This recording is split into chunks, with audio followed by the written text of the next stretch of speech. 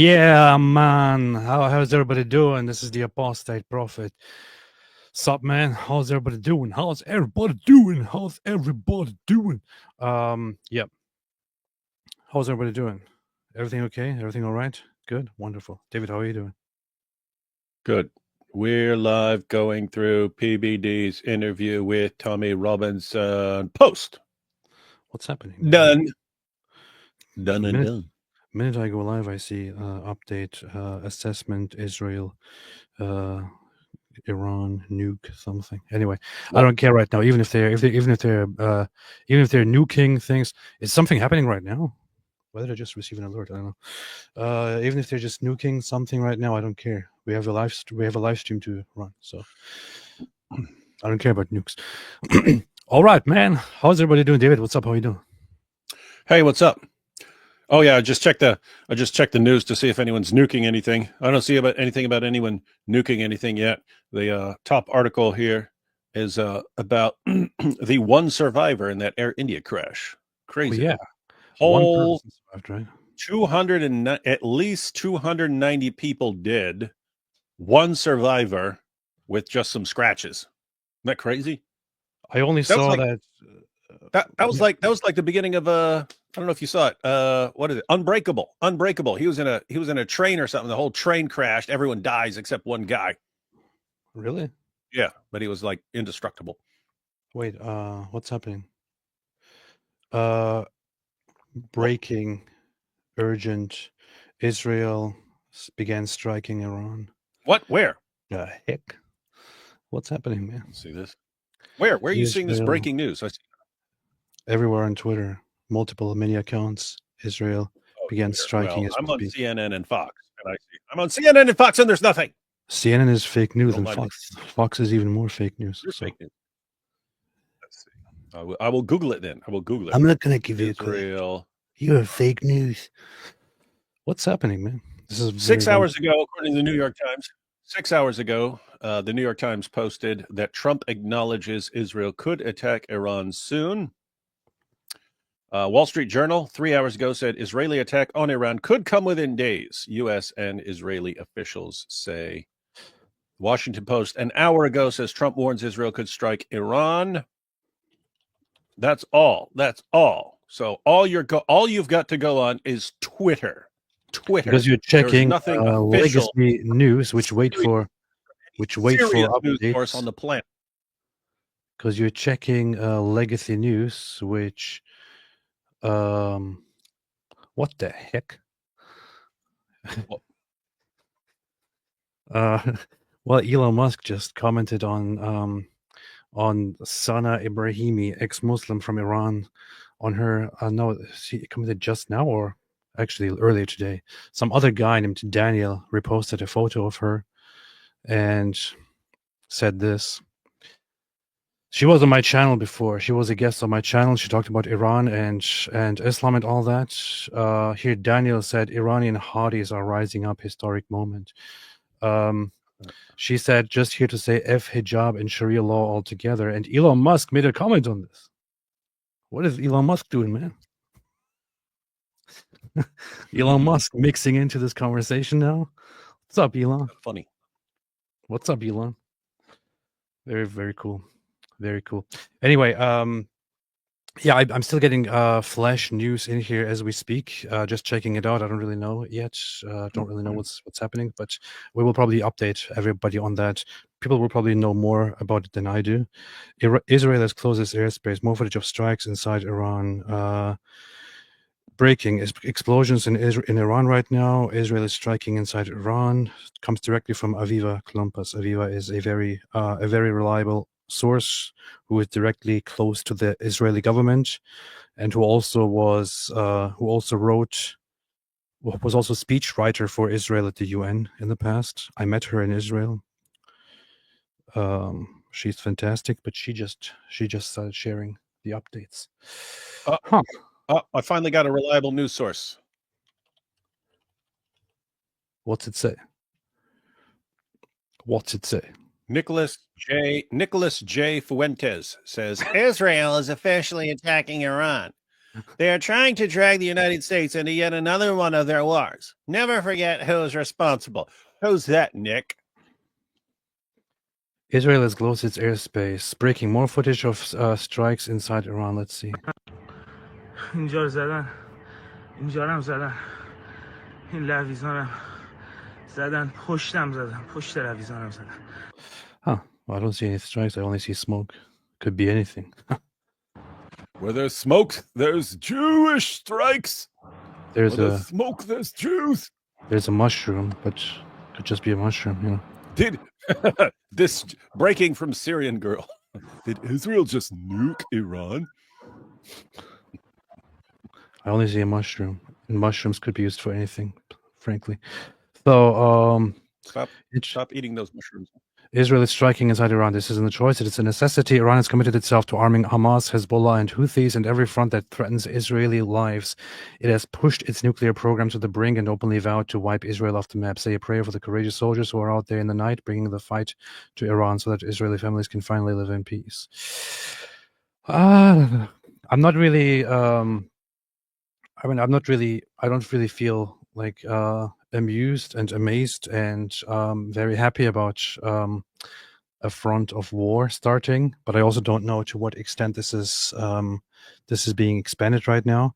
Maybe Israel is just taking out targets and will just let it pass. Prior to this, what Iran did was to strike Israel or to try and strike Israel and do striking back and all that and say, we have fulfilled our promises and reached our goals and have dealt the Zionists a big blow. And it's like one animal died or something like that. So that's usually what happened. And Israel did say for the longest time now that there are many targets inside Iran that need to be taken care of and that they are going to strike sometime in the future. So not sure if it's happening right now. Not sure to what extent this is happening right now. Normally, the Israeli accounts make updates as soon as it happens. I don't see anything from the IDF yet or from the Prime Minister's account or the Foreign Ministry yet. But maybe it will come once the operation is done. That's usually when it happens. What do you think this will entail, David? What's your expert assessment of the situation? Everyone's going to complain about Jews and Israel even more, even though it's what do you expect? You've got a nation, Iran, that regularly gathers tons of people screaming death to Israel, death to Israel, death to Israel, that has its tentacles in all kinds of other terrorist groups that keep attacking Israel, Hamas, Hezbollah, the Houthis, all these guys, all funded and controlled by Iran to one extent or another. And they say, hey, we're going to keep coming at you until we wipe you off the map. And oh, by the way, we really, really, really, really, really want some nuclear weapons. How much do you seriously need to put up with these guys? Like how much are you as a nation required to put up with these guys and not completely destroy their ability to destroy you? That's what an attack on a nuclear facilities strike is. It's I'm destroying your ability to destroy us, because it's not like the United States where you could drop 5, 10 nuclear bombs on the U.S. The United States is still going to be here. You can do massive damage, take out some cities and stuff like that, but the United States is still going to be here. Israel, tiny little place, would not take a lot of nuclear activity to completely wreck the entire place. So how much should these guys be required to just endlessly put up with the antics and shenanigans of a terrorist state hell-bent on wiping them out? I don't know. My point is, if I were in charge, I would not be negotiating with Iran. I would say, if I even think that anything in your country even could potentially be used for building nuclear weapons, I'm going to bomb it. That's it. I'm not going to say anything. I'm just going to bomb the crap out of it. I'm done playing with you guys. Now, there are lots of people out there, especially people who are easily influenced or possibly paid by certain entities and certain interests, throughout the West who will like the little Mexican gay boy who immediately says, "Oh, now Israel is doing this, and Israel is doing that," who really don't understand what's going on in here in the Middle East and what Iran is all about. But people who actually know about Iran, people who actually know about about how Iran is led, have written about this, and also know further about the problem that we are facing.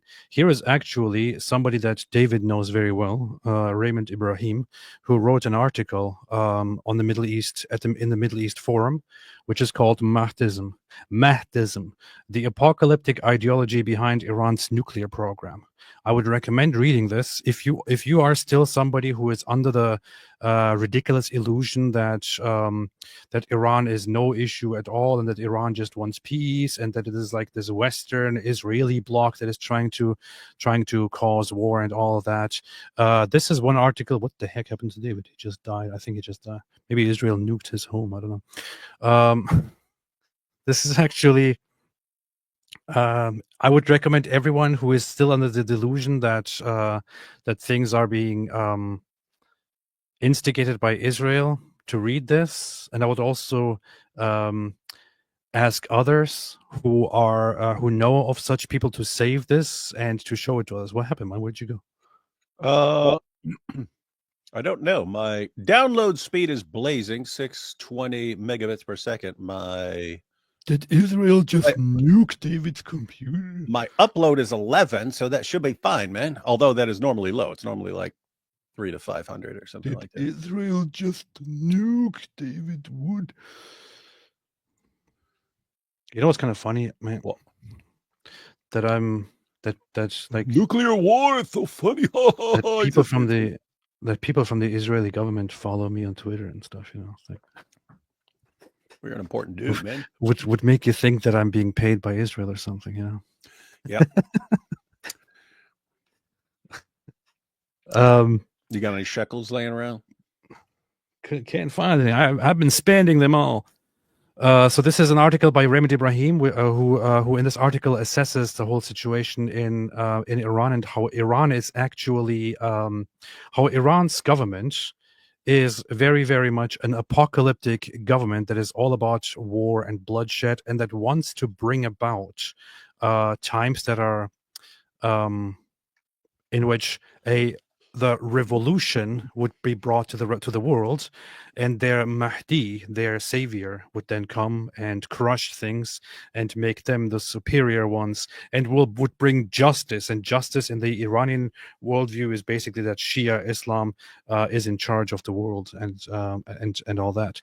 So that the Sunnis would then also be succumbed and submit to Iran, and Iran would be huge and all that. This is actually in Iran's constitution. This is not even just stuff that Iranians say.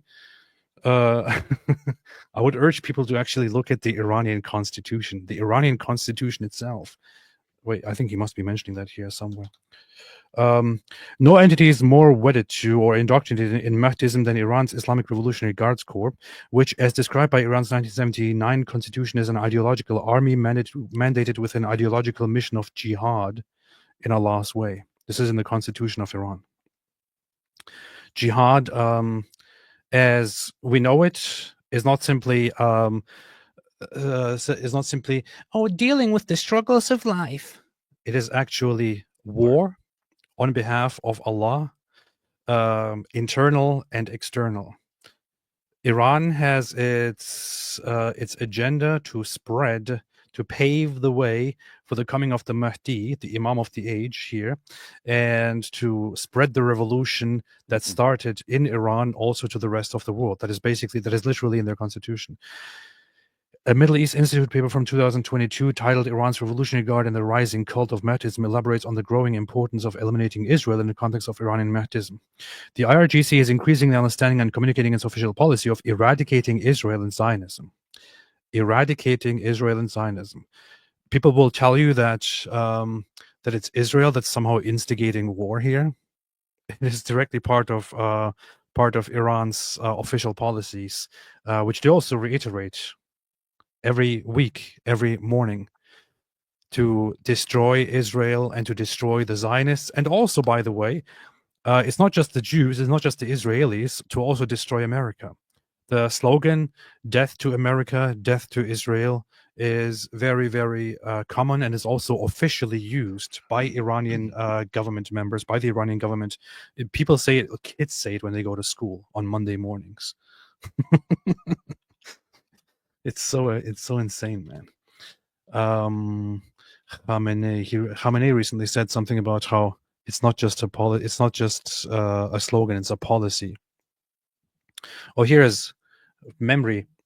Iranian Supreme Leader Ayatollah Khamenei, death to America is not just a slogan, it is a policy. The West could not handle anti-Israel and anti-American protests, so they claimed Iran was behind rallies in England. So he claims that he says here, this is very recent actually, 2023, he says death to America is not just a slogan, it is a policy of the Iranian government, of the Iranian regime. And these are the people that some people try to depict as just, people who just want to have peace and we are instigating fights against and all that. No, these people are insane, man. These people are absolutely insane. It's a death cult.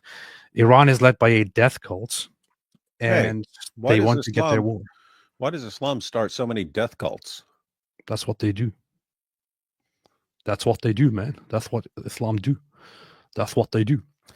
Jack Ray says, TikTok, time to rock. I will get back to the news updates in a second. Chance Schofield, this guy is the one who wrote the Schofield Bible, I think. David plus Robert Orthodox on time. David plus AP Cathuman late. Maybe this is why it was delayed. AP was late for his baptism. Hey, don't tell anyone, man. That's actually what really happened. Annabelle, report on Channel 12 in Israel. I knew Sneaker was Ga Inshallah Hinuk Hijab. Yeah. MT, I rate AP's wig 55 out of 9. Muhammad Aisha's age is not sure if it's the best or worst rating. Celeria, greetings, my friend AP. On your last live, you said that you wanted a human voice work for your ID song, Islamic Dilemma song. So I sent you a second improved performance of it via the site formerly known as Twitter. I will check it out. I'll have a look. Radical Cleric AP, I know. I became a catechumen the same day you were supposed to be baptized. I think we might become Orthodox on the same day. It's an honor. Oh, hi, David. David, hi. No, because you're going to have to be a catechumen for a year. Depends on AP where. AP already started. AP got a head start on you. Depends on where he's a catechumen. Depends on what jurisdiction and what tradition he's a catechumen in.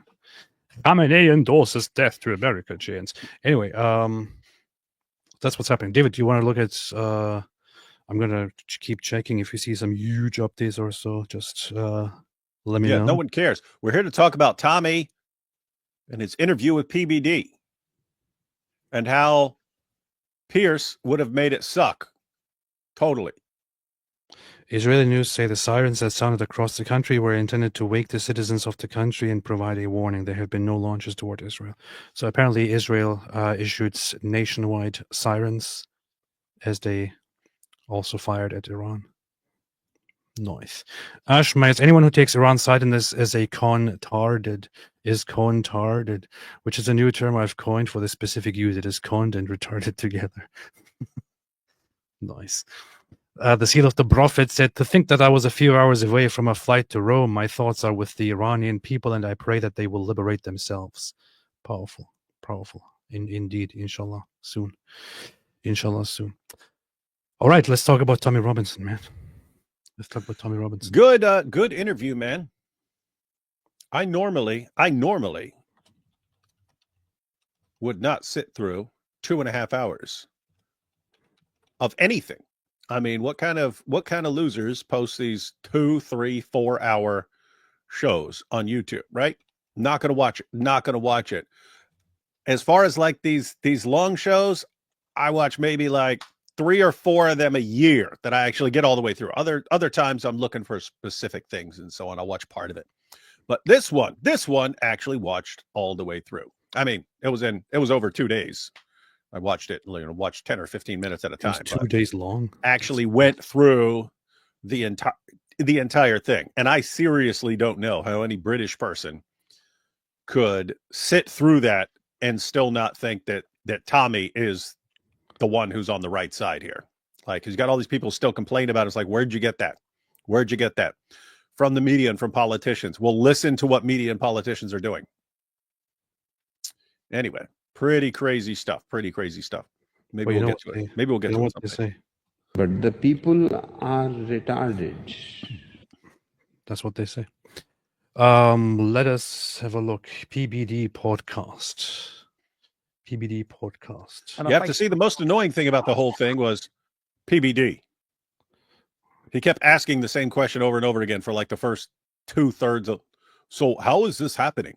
And then Tommy would spend 20 minutes and but how is this happening? That's what PBD does, man. He doesn't know much, and I mean, he knows about money. He should just be talking about business. That's it. He shouldn't be talking about any of these things. He doesn't know anything. That's the problem. But the thing is, there are some people who don't know anything and who can actually have good conversations and good interviews. PBD is not one of them. So, unfortunately. This was not a good conversation. What was good, and to PBD's credit, what he was awesome at here is he just let Tommy keep talking, which is, and here's the thing, when you let Tommy keep talking and explain everything, explain how he got started, what his concerns were and so on, and what happened every step of the way and what's happening right now, when you hear him explain it, it's like you have to think that the government and the media are just like completely sick and evil and in bed with the jihadis and so on. For votes, not because they're, oh yeah, we want Islam to take over. It's just, we need for our group to be in power, we have to do what these guys say, because we need these votes right here. And because of the political correctness, and we're all scared of being called Islamophobes and so on. But PBD, to his credit, let Tommy keep talking. And again, if you let Tommy actually explain everything, like the evidence is massively one-sided in his favor. That's why when he goes on Pierce will not let him talk for 5 seconds. Pierce ain't gonna let him talk. He's gonna ask a question. So, how's all this happening, Tommy? Well, hang on. What about Israel? Well, hang on. God, it's freaking annoying. And the entire thing will be a big shouting match. I think Tommy will win because he's. Hang on. I'll let you talk. Hang on. He's actually quicker than Pierce. It's funny. Tommy, even though like they have contempt for him because he's like working class and so on, he is way quicker and, dare I say, smarter. May not be book smarter than a lot of these guys who went to Oxford and stuff like that, but Tommy's pretty sharp, man. Nice. And super quick. In fact, I tried speeding it up. I couldn't understand it because he's already going 90 miles an hour. All right, but hang on a minute. Hey, Robinson, how you doing, man? I'm good, thank you. It's good to finally do this, brother. Nice to meet you. And I know, yes, likewise as well. This is the first time we're meeting, and we looked at a lot of different locations to do, but we're in Bahamas right now. So tell me, why Bahamas? Why are we here? Why here, not America? Yes. I was given an invite by 10 members of Congress to visit the United States to give a discussion on free speech in 2019. And when I went to the American Embassy in London, sort out my visa, 45 British MPs had wrote to them to block my entry. 45. That is 4 times as many British MPs who had ever spoke about the national rape scandal that had happened in our country. So our politicians were more interested in preventing my speech in the United States, because giving a warning to the United States, than they were about tackling the rape scandal. But I'm here. I do have a criminal history, which we can get onto. I do too. What's the problem there? Back in 2009, I faced a huge onslaught, and I also traveled to the United. Well, people with criminal history shouldn't talk about anything. So, hey, it is kind of it is interesting. Tommy can't come to the U.S. right now. I can't come to the U.K. I wanted to text him to invite him for a conversation, but I feel kind of embarrassed and bad about it, because the last time that I was supposed to do something, which was also the first time with Tommy Robinson, he invited me over to his rally in the UK, and he said we were going to go, and then we didn't go. come and I'll have you backstage, and we'll be at the rally. And I guess he wanted me to speak there as well, to say a few words. And I was taking David with me, and we were supposed to go together, and then I had to cancel. It wasn't just that. We kept like putting off plans because we weren't sure what was going to happen. And then it was like a week ahead of time, or it might have been like 4 or 5 days ahead of time. We're like, okay, so what are we going to do? It was like, I don't know. Is this kind of too late? And ticket prices were skyrocketing and stuff. Yeah. I mean, there was also a time where I was really not thrilled about going to London. I'm still not thrilled about going to London. I don't think I will ever be thrilled about going to London. No, it's a crap hole, man. It's a crap horrible place. Man. It is the devil's anus. But no, if I had known I was not going to be allowed in the country in 2025, I would have definitely gone. I've been like, oh, this is my last chance to go to the UK. I would have totally gone. But I thought I had many more opportunities, and I figured Tommy would be putting together more of these things and so on, which he is. But I figured, we can always go to the next one, and then you can go to the next one. I cannot go to the next one. Hey, you should definitely go to the one he's got in September, man. Inshallah. The thing is, I think I'm trying to organize something with my Artusi right now, and if I do that, then I'll probably also do something with Tommy Robinson next month or so.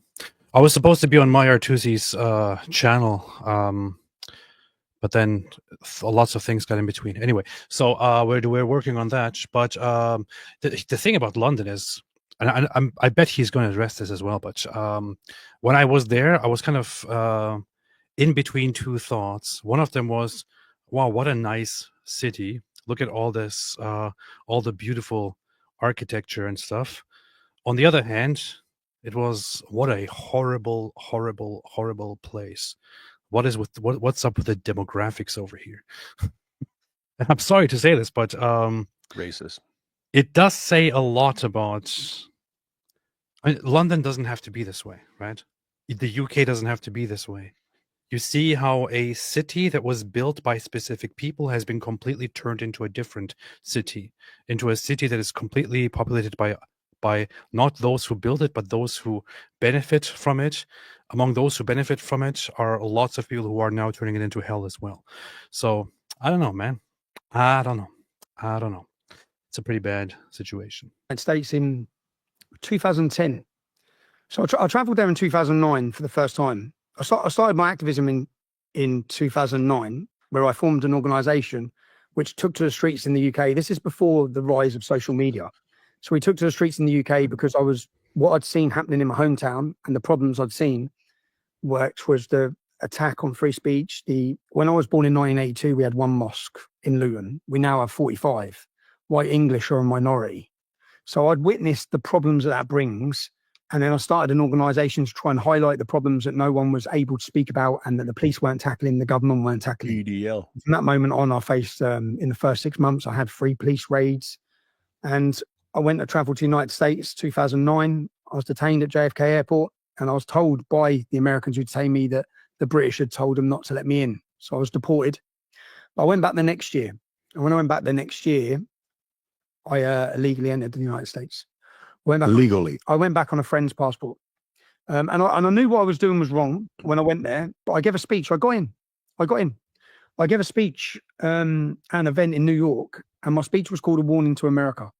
So when I'd done it, I thought I may end up in trouble in the United States here, but I felt that passionately that America needs to understand the problems that we've faced. I just wish that someone would have come to my country 30 years ago or 40 years ago and said, here's what's going to happen. That is a sentiment that the West needed, that the UK needed, but the UK never had. There are very few people who still have it and who at least want to do something about it, which is why I respect Tommy Robinson. Now, we might have disagreements over different issues. I don't care. I consider this guy brave and fantastic in what he's doing. I don't care about our disagreements in other ways. He's doing something crucial, doing something that other Europeans have failed to do for so long, which is to speak up, or to at least warn others of the failures of Europeans in the face of Islam and Islamization. Yeah, I respect this a lot about him. Anything you want to say about this, David? No, I'm agreeing, and I'm thinking when you were saying, you may disagree with Tommy on things and so on. Yeah, over the years I have too. As far as this interview, like what could anyone disagree with in this entire 2.5 hours? Here's one of the photos from Iran as we speak. Are those Zabubas? Yeah. Look, It seems like some Zabubas on that building. This seems like a precision strike, like a very, very specific precision strike into that. Looks like they were trying to take out a person. Yeah. The news that are coming in currently is that Israel is striking multiple Iranian military, intelligence, and government targets. So it's not like a blanket bombing. It is carrying out precision strikes against IRGC members and all that. Huh. Interesting.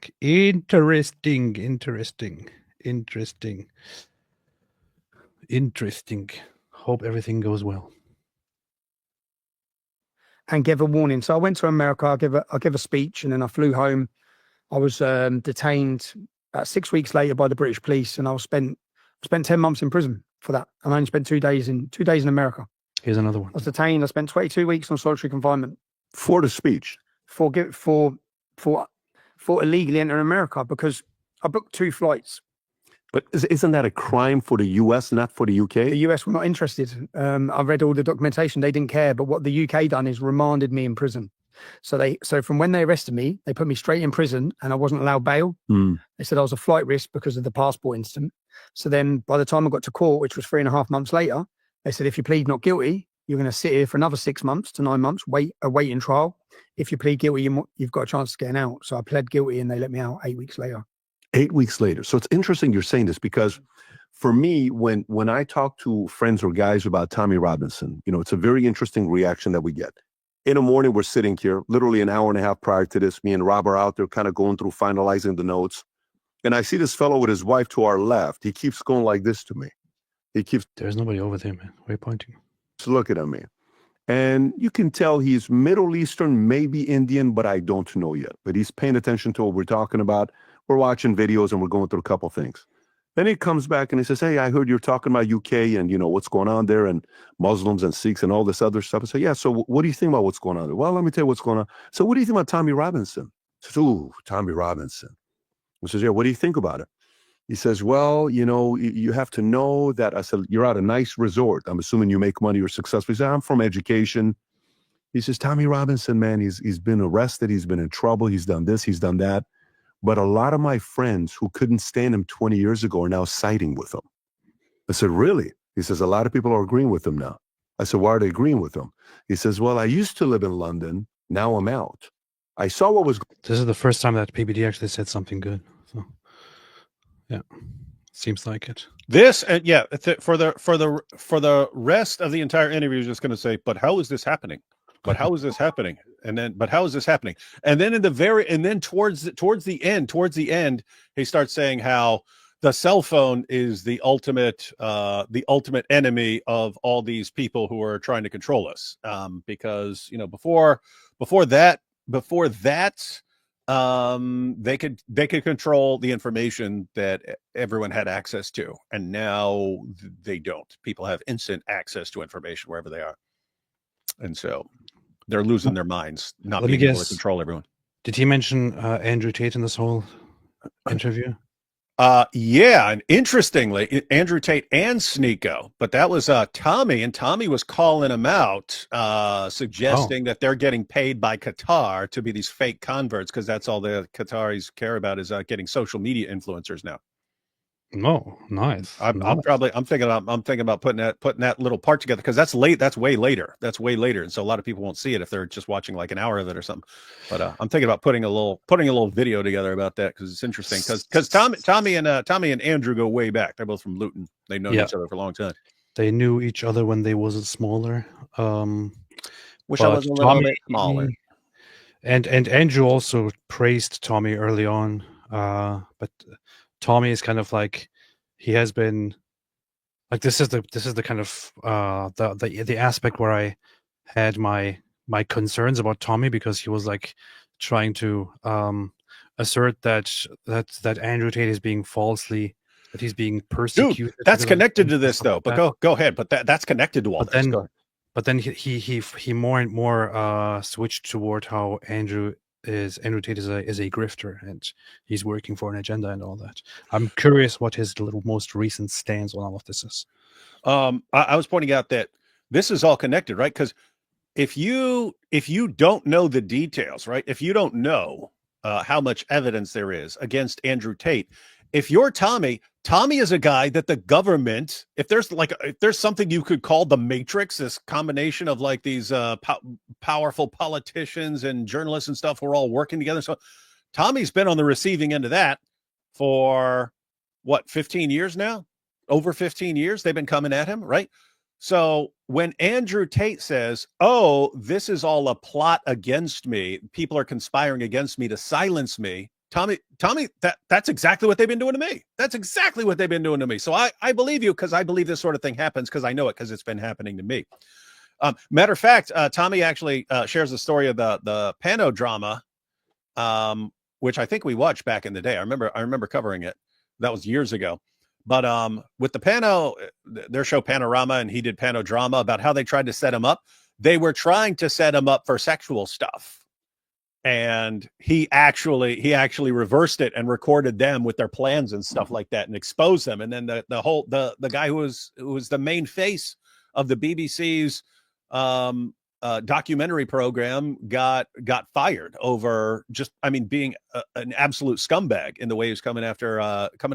He was so out of line that the BBC, which has been obsessed with going after Tommy, is like, this guy went too far. We are getting rid of this dude. Anyway, point is, I can completely understand why someone who's actually been attacked by the government and the media and everyone conspiring to shut him down by any means necessary, by lying, by deception, and so on. What's up? Finish your thought as soon as possible, or continue after I read this. What the heck is going on here? How are you going to be covering two stories at once the entire time? Okay, I'm going to read it. Israel Defense for. Go ahead, finish it. I'm just saying, it made sense for Tommy to believe Andrew was telling the truth when he wasn't. Nice. Israel Defense Forces says the IDF launched a preemptive, precise, combined offensive to strike Iran's nuclear program. What was the shot on that building? Was that like taking out a particular scientist, like their nuclear scientist guy, and just boom? They probably struck not just nuclear sites, but also personnel. Dozens of IAF jets completed the first stage that included strikes on dozens of military targets, including nuclear targets in different areas of Iran. Today, Iran is closer than ever to obtaining a nuclear weapon. Weapons of mass destruction in the hands of the Iranian regime are an existential threat to the state of Israel and to the wider world. Mm-hmm. The state of Israel has no choice but to fulfill the obligation to act in defense of its citizens. True. And will continue to do so everywhere it is required to do so, as we have done in the past. Correct. IDF launched a preemptive, precise, combined offensive to strike Iran's nuclear program. What the thing is, good, okay. The thing is, it says dozens of IAF jets completed, so Israeli Air Force jets completed the first stage. Oh, first stage. That implies that there's going to be at least a second stage. So the current strike is, as it seems, completed, but that current strike is only the first stage. But notice it says included strikes on dozens of military targets. So you're saying at least 24 military targets were struck. Mm-hmm. Damn. At least 24. And this is stage 1, ladies and gentlemen. And what they're going to say, oh, the genocide, they're genociding Iran's nuclear program. The defense establishment has detected launches toward Israel. Last time, I think Iran tried to do this whole thing where they're trying to have an immediate reaction. Not sure if they're trying to do that right now, because it's not going to end well. It's going to be very, very stupid. And pretty sure that if Israel just started an operation to take out the nuclear strikes, what Israel really would want right now is for Iran to actually try and react. If Iran actually tries to react to this with counter strikes, Israel will go hardcore. And when Iran goes hardcore, Iran accidentally kills a sheep or something. When Israel goes hardcore, we all know what happens. So Iran better sit down and watch. There are more photos here. More photos. They rocked this whole building. They rocked part of this building here. It's kind of cool.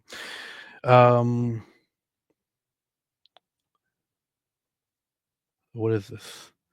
Well, to target Iran's nuclear program, the regime long-range missile capabilities, dozens of military targets across various regions in Iran were struck as part of the opening salvo. These included military command centers. Opening salvo. We have launched Operation Amklavi with the might of a lion to target Iran's nuclear program. Okay, this is the opening salvo. These included military command centers, commanders, military facilities, headquarters, and nuclear sites. Here's your answer, David. These included military command centers, commanders, military facilities, headquarters, and nuclear sites. So commanders could be targeted where they live. The sirens that sounded across Israel were not due to missile fire, but rather to prepare the public for the possibility of incoming attacks. We are preparing for an operation expected to last several days at minimum, including anticipated heavy barrages from the Iranians. Full coordination is taking place with the U.S. military. Our objective is not a regime change in Iran, but rather to neutralize military infrastructure and nuclear sites.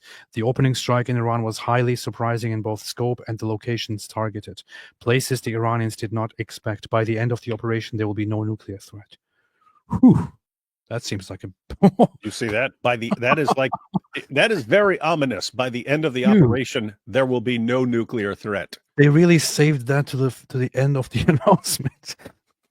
That should have been. The announcement should have been way shorter. It should have just been we have launched stage 1 of our attack on Iran's nuclear program. By the end of the operation, there will be no nuclear threat. Not now, not ever. Damn. So Israel is committed at this point to carry out. It says here. So this was the opening. The operation is going to last several days. At minimum. When it says several days at minimum, what this means is that they are carrying out a series of precision strikes and other things, and usually several days at minimum would be if there is minimal or no resistance. If there is resistance from Iran, then this could escalate further. And I'm pretty sure that Israel, and they have been preparing this operation for years now. And I'm pretty sure what they're taking into consideration is that if Iran actually tries to respond, then Israel will go to war with Iran. I don't think Iran wants to go to war, man. I don't think so either. I think they want the terrorists and stuff to keep attacking and stuff, but at war, not a good time because Israel would take out half the government and the people would do the rest. The thing is also, several years ago, Iran actually trusted that Russia would be by their side and would defend them. Now Russia can barely defend themselves, let alone come to the help of Iran. So they don't have Russia on their side.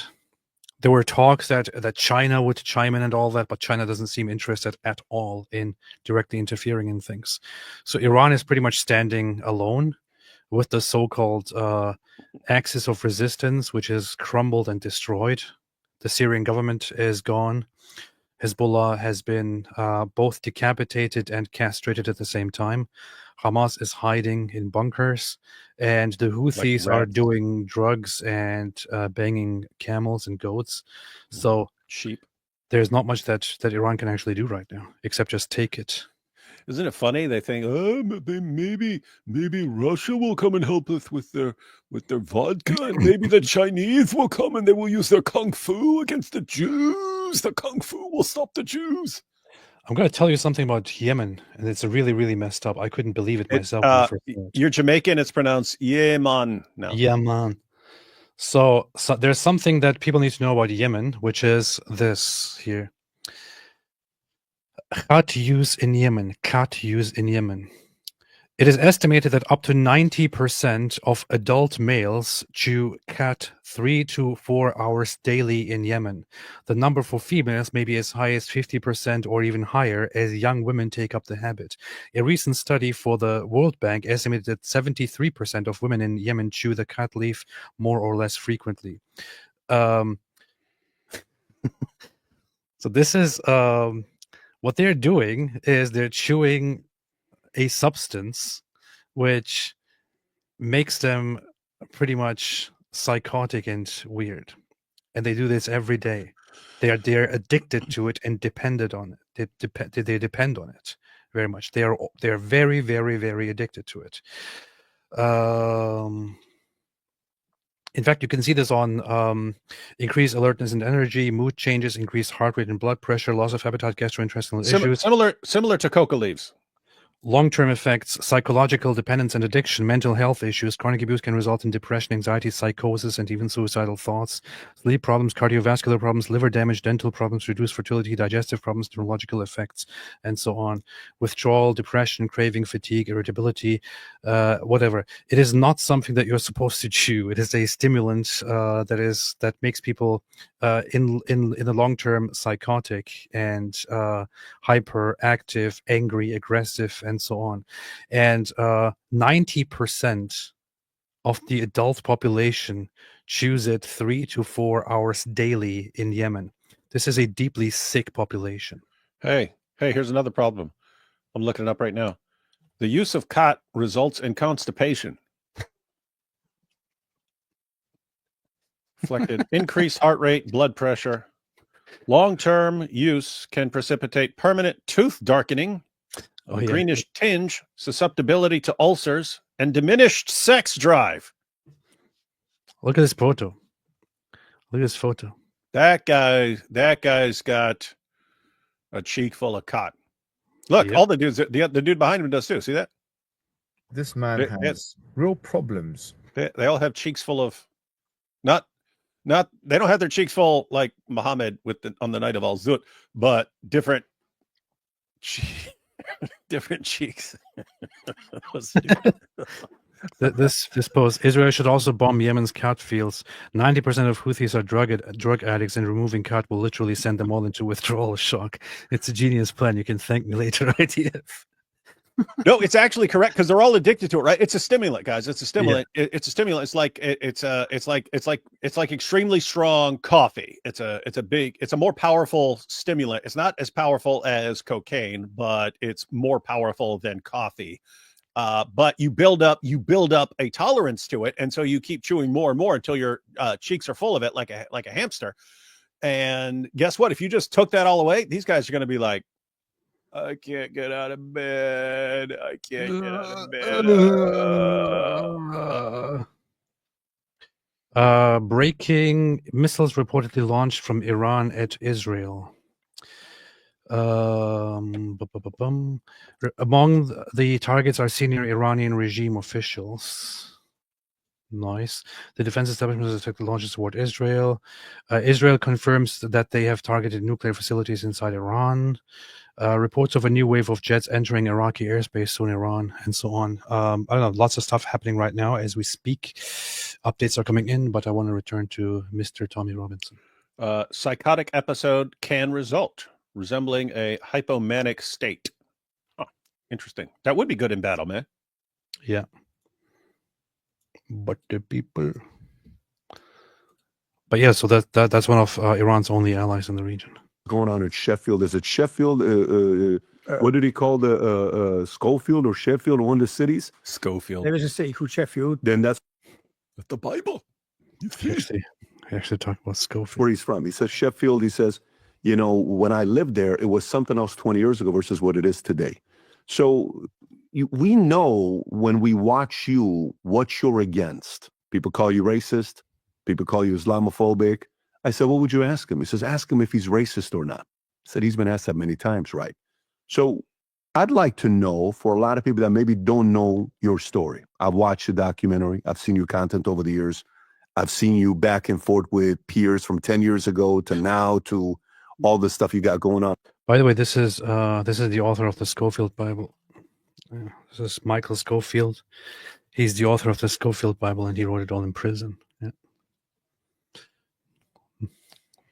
I see your feud with you and Dan Bilzerian online, and there's a lot of different things that's going on.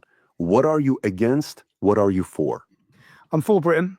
I love my country. I want my children to grow up in a safe. That's racist, man. You can't say I'm for Britain. Why are you racist? What's going on here? That was extremely racist. That was very, very racist. This is making me sick, man. You're supposed to be for Islam, not Britain. And prosperous Britain. And there is no one, like the gentleman you spoke to, if you ask them, is the country going in the right direction? There will be no one that will say yes. And like the saying, we live in a free country. You won't hear anyone say that in Britain anymore. So those people, like the gentleman you spoke to, all I'm guilty of is being a decade ahead. I was so far ahead of everyone else who now sees the problems. And the reason I was so far ahead is, as I said, I was born in Luton Town. I've watched the change. I've seen it firsthand. And when I grew up, you have to understand, Luton is a multicultural town. And if you line up my friends and you took 20 of us, we're all sons of immigrants. My mother was an Irish immigrant. My friends are St. Lucian, Bulgarian, Italian, Jamaican. We're all sons of immigrants.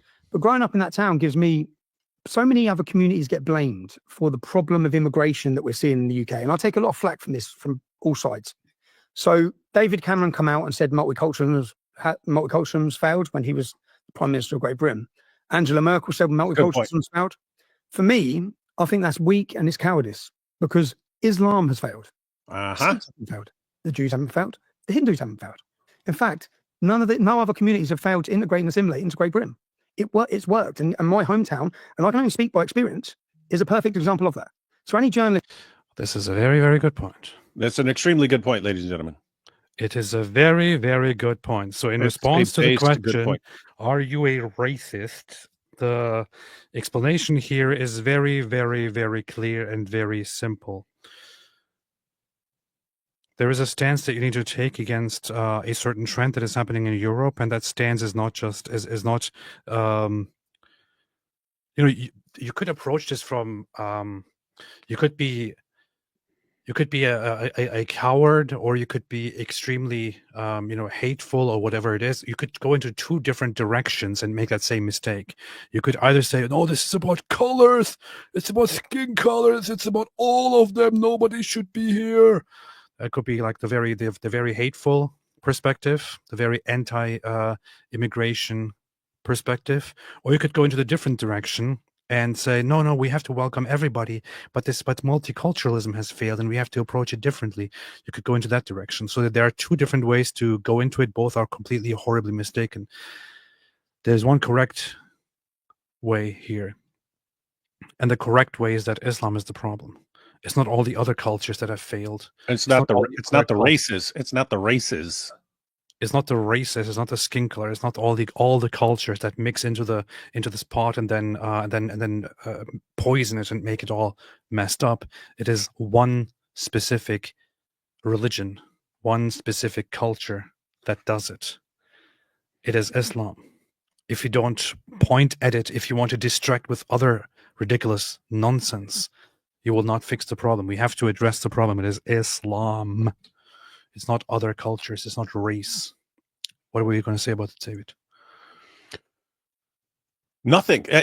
He's making a very good point there, because that's just something that you heard about Tommy for almost 2 decades now, every time he was brought up. So what is it, 2009 or something like that he started with the English Defense League? And so that's when people started hearing about him.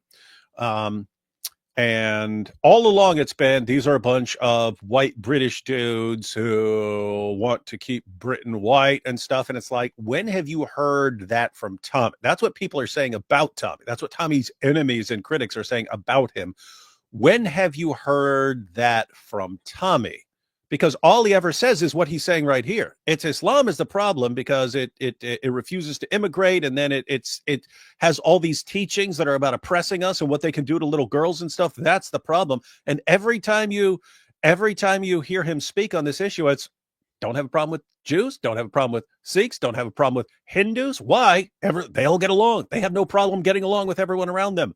There's one group that can't get along, and that's the group that's the problem.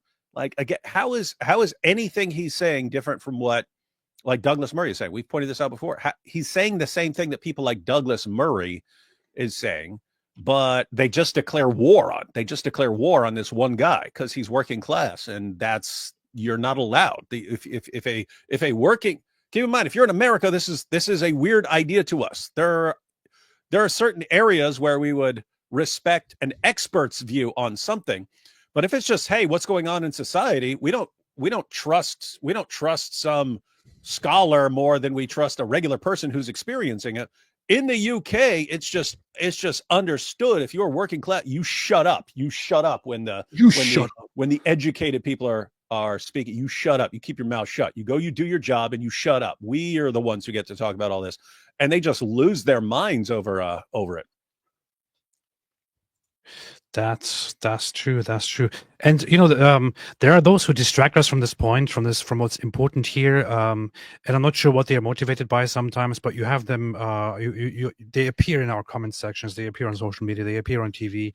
Who on social media who say dumb stuff like, "Oh, but why don't you talk about this group? Why don't you talk about that group? Why don't you talk about this race and that race? Why don't you talk about the Jews?"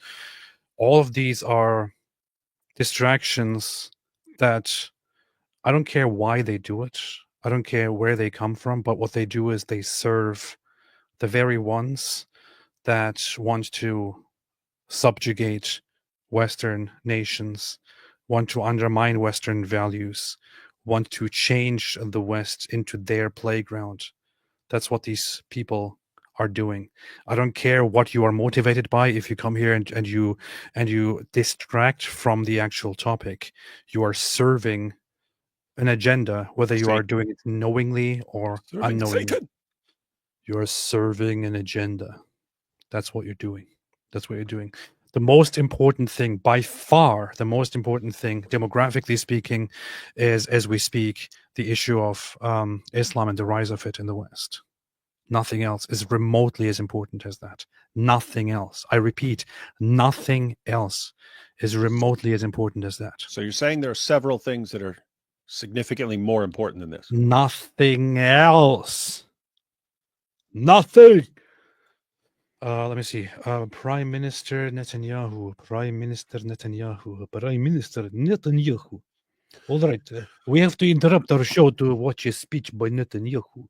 I don't know why I'm doing the Russian thing, but yeah, let's go. Let's do it. Moments ago, Israel launched Operation Rising Lion, a targeted military operation to roll back the Iranian threat to Israel's very survival. This operation will continue for as many days as it takes to remove this threat. For decades, the tyrants of Tehran have brazenly, openly called for Israel's destruction. Tyrants of Tehran. They backed up their genocidal rhetoric with a program to develop nuclear weapons. In recent years, Iran has produced enough highly enriched uranium for 9 atom bombs. 9. In recent months, Iran has taken steps that it has never taken before, steps to weaponize this enriched uranium. And if not stopped, Iran could produce a nuclear weapon in a very short time. It could be a year, it could be within a few months, less than a year. This is a clear and present danger to Israel's very survival.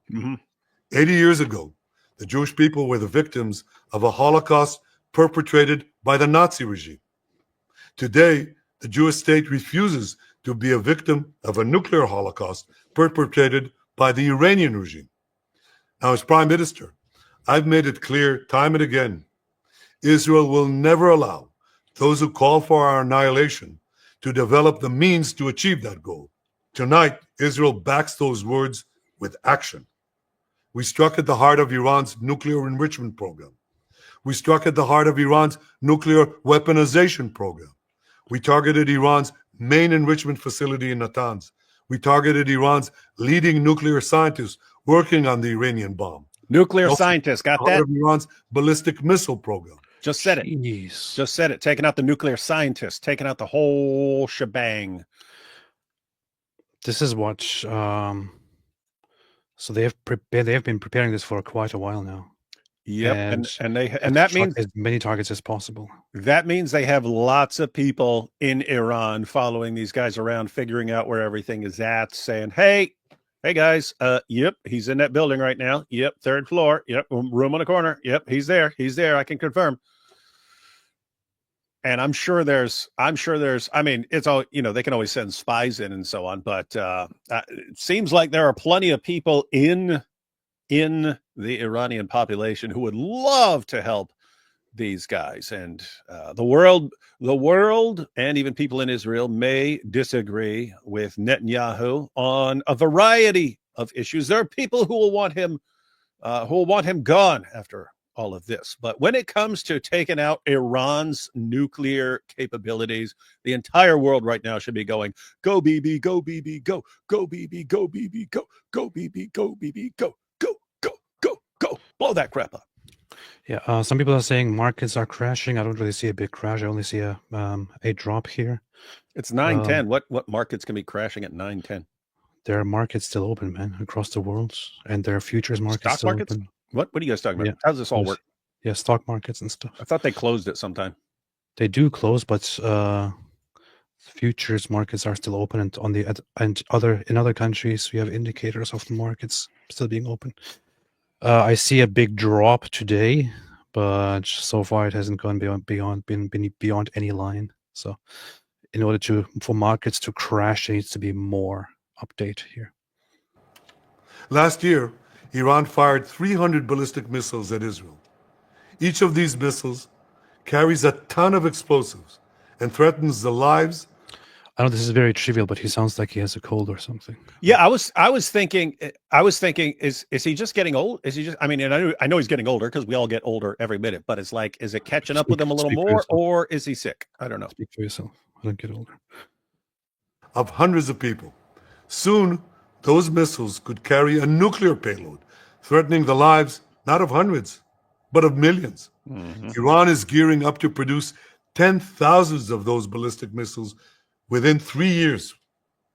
Now, just imagine 10,000 tons of TNT landing on a country the size of New Jersey. This is an intolerable threat. It too must be stopped. Mm-hmm. Iran is now working on what it calls the new plan to destroy Israel. You see, the old plan failed. Iran and its proxies try to encircle Israel with a ring of fire and to attack us with the horrible attack of I feel in the burning ring of fire. Sorry. October 7th. But the people of Israel, the soldiers of Israel, rose like lions to defend our country. We crushed Hamas, we devastated Hezbollah, we hit Iranian proxies in Syria and Yemen. And when Iran directly attacked us twice last year, we struck back inside Iran itself. Yet in defending ourselves, we also defend others. We defend our Arab neighbors. They too have suffered from Iran's campaign of chaos and carnage. Our actions against Iran's proxy Hezbollah led to the establishment of a new government in Lebanon and the collapse of Assad's murderous regime in Syria. The peoples of those two countries now have a chance for a different future, a better future. So too do the brave people of Iran, and I have a message for them. Our fight is not with you. Our fight is with the brutal dictatorship that has oppressed you for 46 years. I believe that the day of your liberation is near. Ooh. When that happens, the great friendship between our two ancient peoples will emerge once again. Cyrus Accords. I want to assure the civilized world, we will not let the world's most dangerous regime get the world's most dangerous weapons. There is a very nice thing that everyone who is familiar with Iranian society will tell you, and so many people that I have talked to from Iran, that I have interviewed, who are dissidents from Iran, have said the very same thing, which is that Iranians really don't have the whole anti-Israel thing. Iranians generally have lots of respect for Israel, but their regime tries to make it look like Israel is the greatest enemy. We have to destroy Israel. But you will see it in polls and in actions and everywhere else that the people of Iran are just not really on board with that whole idea. Yeah, they and we've never seen had any animosity toward Israel. Yeah, we've seen this. We've seen the videos where the government puts an Israeli flag at the bottom of stairs going out of a school so that students can step on it as they go down, and all the students go around it. They won't walk on it to disrespect it. Yeah. Pretty nice. La la la la la la. Let's continue. And Iran plans to give those weapons, nuclear weapons, to its terrorist proxies. That would make the nightmare of nuclear terrorism all too real. The increasing range of Iran's ballistic missiles would bring that nuclear nightmare to the cities of Europe and eventually to America. Remember, Iran calls Israel the small Satan. It calls America the great Satan. Yep. And this is why for decades, it's led millions in the chants of death to Israel and death to America. Yep. Today, Israel is responding to those genocidal calls with action and with a call of our own. Long live Israel and long live America. Woo! He said America. America, baby. Action will help make the this world. Dude, this dude is 75 years old, man. 75. He said, long live America, man. He said, long live America. Amen. Much safer place. Well, let me hear that again. I want to put that on my soundboard. With action and with a call of our own. Long live Israel and long live America. Our action will help make the world a much safer place. I want to thank President Trump for his leadership in confronting Iran's nuclear weapons program. He has made clear time and again that Iran cannot have a nuclear enrichment program. Today, he is sick. It is clear that Iran is just buying for time. It refuses to agree to this basic requirement of peaceful nations. That is why we have no choice but to act, and act now. The hardest decision any leader has to make is to thwart a danger before it is fully materialized. Nearly a century ago, facing the Nazis, a generation of leaders failed to act in time. They were paralyzed by the horrors of World War I. They were determined to avoid war at all costs, and they got the worst war ever. They adopted a policy of appeasement. They closed their eyes and ears to all the warning signs. That failure to act resulted in World War II, the deadliest war in history. It claimed the lives of 60 million, including 6 million Jews, a third of my people. After that war, the Jewish people and the Jewish state vowed never again. Well, never again is now. Today, Israel has shown that we have learned the lessons of history.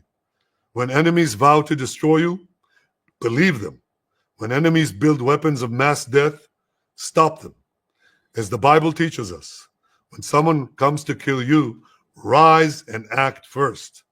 This is exactly what Israel has done today. We have risen like lions to defend ourselves. Over 3,000 years ago, Moses gave the people of Israel a message that... David, where does it say that in the Bible? I do not know. You mean the if someone's coming to kill you, kill them first? Yeah, you're supposed to know it all, man. I'm not. I don't know what in particular he's thinking of there. It has steeled their resolve ever since. Be strong and courageous, he said. Today, our strong and courageous soldiers and people stand together to defend ourselves against those who seek our destruction. And by defending ourselves, we defend many others, and we roll back a murderous tyranny. Generations from now, history will record that our generation stood its ground, acted in time, and secured our common future. May God bless Israel. May God bless the forces of civilization everywhere. Thank you. Interesting. Not the worst speech I've heard. So, David, what are your thoughts? Pretty based. You think so? What sucks is, I mean, in a sane world, it would be okay. You have an entire regime that is literally a death cult that has their hands. Nope. They're tentacles, like a giant demonic octopus. They have their tentacles in all these different terrorist groups trying to bring about the end of the world, and they're trying to get nuclear weapons. What do you do? In any sane world, it would be, well, at the very least, at the bare minimum, stop them from getting nuclear weapons. You can make a case for just going in there and crushing the entire government. You can make that case very easily and so on like that. But at the very, very least, you can't let these guys get any close to having a nuclear weapon. And so in a sane world, this would be straightforward, common sense. What he's doing, right, that's bare minimum. That's not like, oh, he's gone too far. This is like the bare minimum for what a responsible leader would have to do. And yet, what's it going to be? What's it going to be? Oh, look, they're genociding Iran. Oh, my goodness. Iran was just minding its business all these years, just trying to live in peace and tolerance with everyone, but Israel won't let them. You see, oh, my goodness. This is why the Jews must be wiped out. So we're going to get more of. Just listen to Jake Shields. No, here's one of those very, very funny comments, and this strikes me as I'm not sure what your intention here is, Mr. underscore 00 deuce underscore. Seems like it might be a real name, but well, doesn't Israel have the Samson? They do have that. That's just got nothing to do with this. But here's the thing. What I'm going to say about this is, so the Samson option, Israel doesn't have the Samson. This is something that I often see brought up by critics of it. I'm not sure why I'm calling them critics of Israel, by the, anti-Zionists or directly anti-Semitic people who want to once again pick something that Israel has or Israel does and point at how bad Israel is because of this. So the Samson option is a deterrent option, a deterrent policy, military policy, or nuclear policy that is in order to deter certain forces or other nations from trying to go to an all-out war with Israel. The policy is in a case where there is a destruction of Israel at hand, Israel would enact a complete destruction of everyone involved with a nuclear option. The issue here is Israel is not the only country that has this policy. It is also called mutually assured destruction. Guess who else has that? The United States of America. I mean, they had it during the Cold War. I'm not sure if it's still kind of a thing.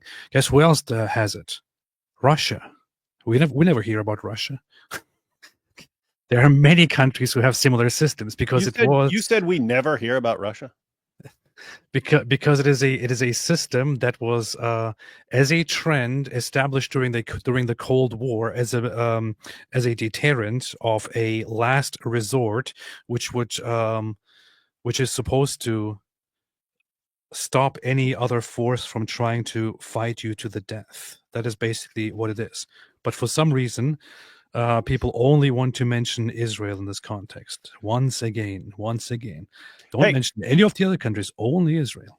Hey, we should give everyone a little Bible lesson here and why it's called Samson, why it's called the Samson option. That is because Samson was the judge who was fighting the Philistines, one from whose name the Palestine was taken from. Anyway, they eventually captured Samson and so on, and they had him in the temple and were just making fun of him and so on. And he asked God to restore his strength, and he pushed down the pillars and brought down the temple on everyone who was gathered around him, humiliating him and so on. So he took himself out and all of them. Yeah, that's it. So destroying yourself and the opposing side, if it has to come down to it. That's basically what it is. A statement from IDF spokesperson BGFE Defrin on the preemptive Israeli strike. Okay, I'm just going to listen to this one here for a minute. This is only a minute long. Let me see what he says. Never seen or heard this guy before. Hey, why don't you just cancel the Tommy thing and make the entire thing about this? For years, the Iranian regime has called for the destruction of the state of Israel, planning and advancing concrete military plans to do so. Over the past few months, intelligence has shown that Iran is closer than ever to obtaining a nuclear weapon. This morning, the IDF began preemptive and precise strikes targeting the Iranian nuclear program in order to prevent the Iranian regime's ability to build a nuclear bomb in the immediate time frame. We have no choice. We are operating against an imminent and existential threat. We cannot allow the Iranian regime to obtain a nuclear weapon that would be a danger to Israel and the entire world. This operation is for our right to exist here, for our future, and for our children's future. The State of Israel has the right and the obligation to operate in order to protect its people and will continue to do so. The IDF conducted significant preparations for this operation. We are well prepared both in defense and offense to defend ourselves. The IDF will continue to defend the State of Israel. All right, so that's what's happening right now. And we'll see where this goes. Let's take a few super chats. Apple Baker Old Puff Daddy said, what are Gulf Arabs and Saudi attitudes toward Iran? Nobody likes Iran in the Middle East. That's the quick sound. Yeah, they're mortal enemies. They're mortal enemies with the Sunni nations around them. In fact, that was one of the big factors in the timing of the October 7th attacks, was that various Gulf nations were planning to normalize relations with Israel, in which case Iran's goal of wiping out Israel would have been, it'd be gone. It'd be gone. Like, you're not going to, people would be friendly with Israel. Sunni Muslims, who are the vast majority, would be on friendly terms with Israel. So what do? Tell your people you got to launch an attack now. Then Israel retaliates, and then look what the Jews are doing. See, this is why you can never get along with the Jews. So Iran knows it. Iran knows it. Iran knows that they're outnumbered, outgunned, out everything, and that's why they were trying to stop. Hey, the most important thing we all need to talk about is actually this here. Was Anne Frank lesbian or bisexual? Her diary certainly proves she was attracted to girls. Pink news. Very important stuff about very, a little girl. Very important topic about a little child. Mm-hmm. Thank you for. Definitely need that during Pride Month. But the real question during Pride Month was Muhammad gay or bisexual? Which one was it? Let's examine the story of Al-Zut to find out. Man. Joseph Sneeko actually lives with Yi, whatever his name now. What? Lives with Yi, whatever his name now. Does he live with him? He probably does. That makes a lot of sense. I heard that so didn't Kanye admit recently that he was kind of bisexual because he was molested or something? I don't know. I wasn't paying very close attention, but I saw everyone making fun of him over something he said. So about that, something with his cousin, doing something with his cousin. My mom was actually the one who told me about the plane crash. My heart goes out to those affected by it. Also, nice hair, AP. And hi, David says your favorite maid. Thank you, appreciate that. Hey, check out the next one. What? Check out the next one, man. Wait, just a second. India plane crash. How many people died? 200 and something. Yeah, can you imagine, like, one guy right in the middle of it? He comes out and he's just got some scratches. Cam, PBD. Hey, Tommy, how you feeling about Sneeko? Tommy, he's not Muslim because he's gay. Sneeko does look like Dia, inshallah.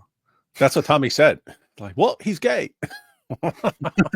Really? Yeah. You didn't see all of it? No.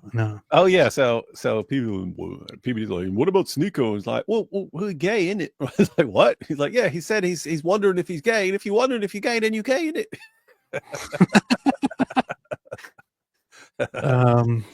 Man, this is really bad.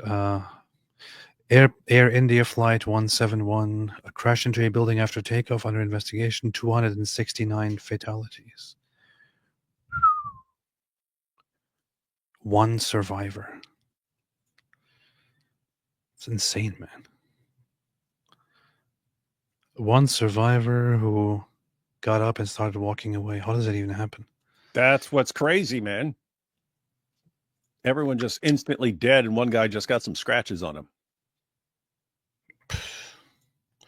Who is your favorite character? That's exactly what happened at the beginning of Unbreakable. The guy was this huge train crash. Everyone dies except one guy who just walks away. Well, it's a movie. Now it happened. Philippi says, who is your favorite character from the Islamic texts? Mine was Abu Lahab, but found out he had a sex slave, so now it's Zainab bint al-Harith.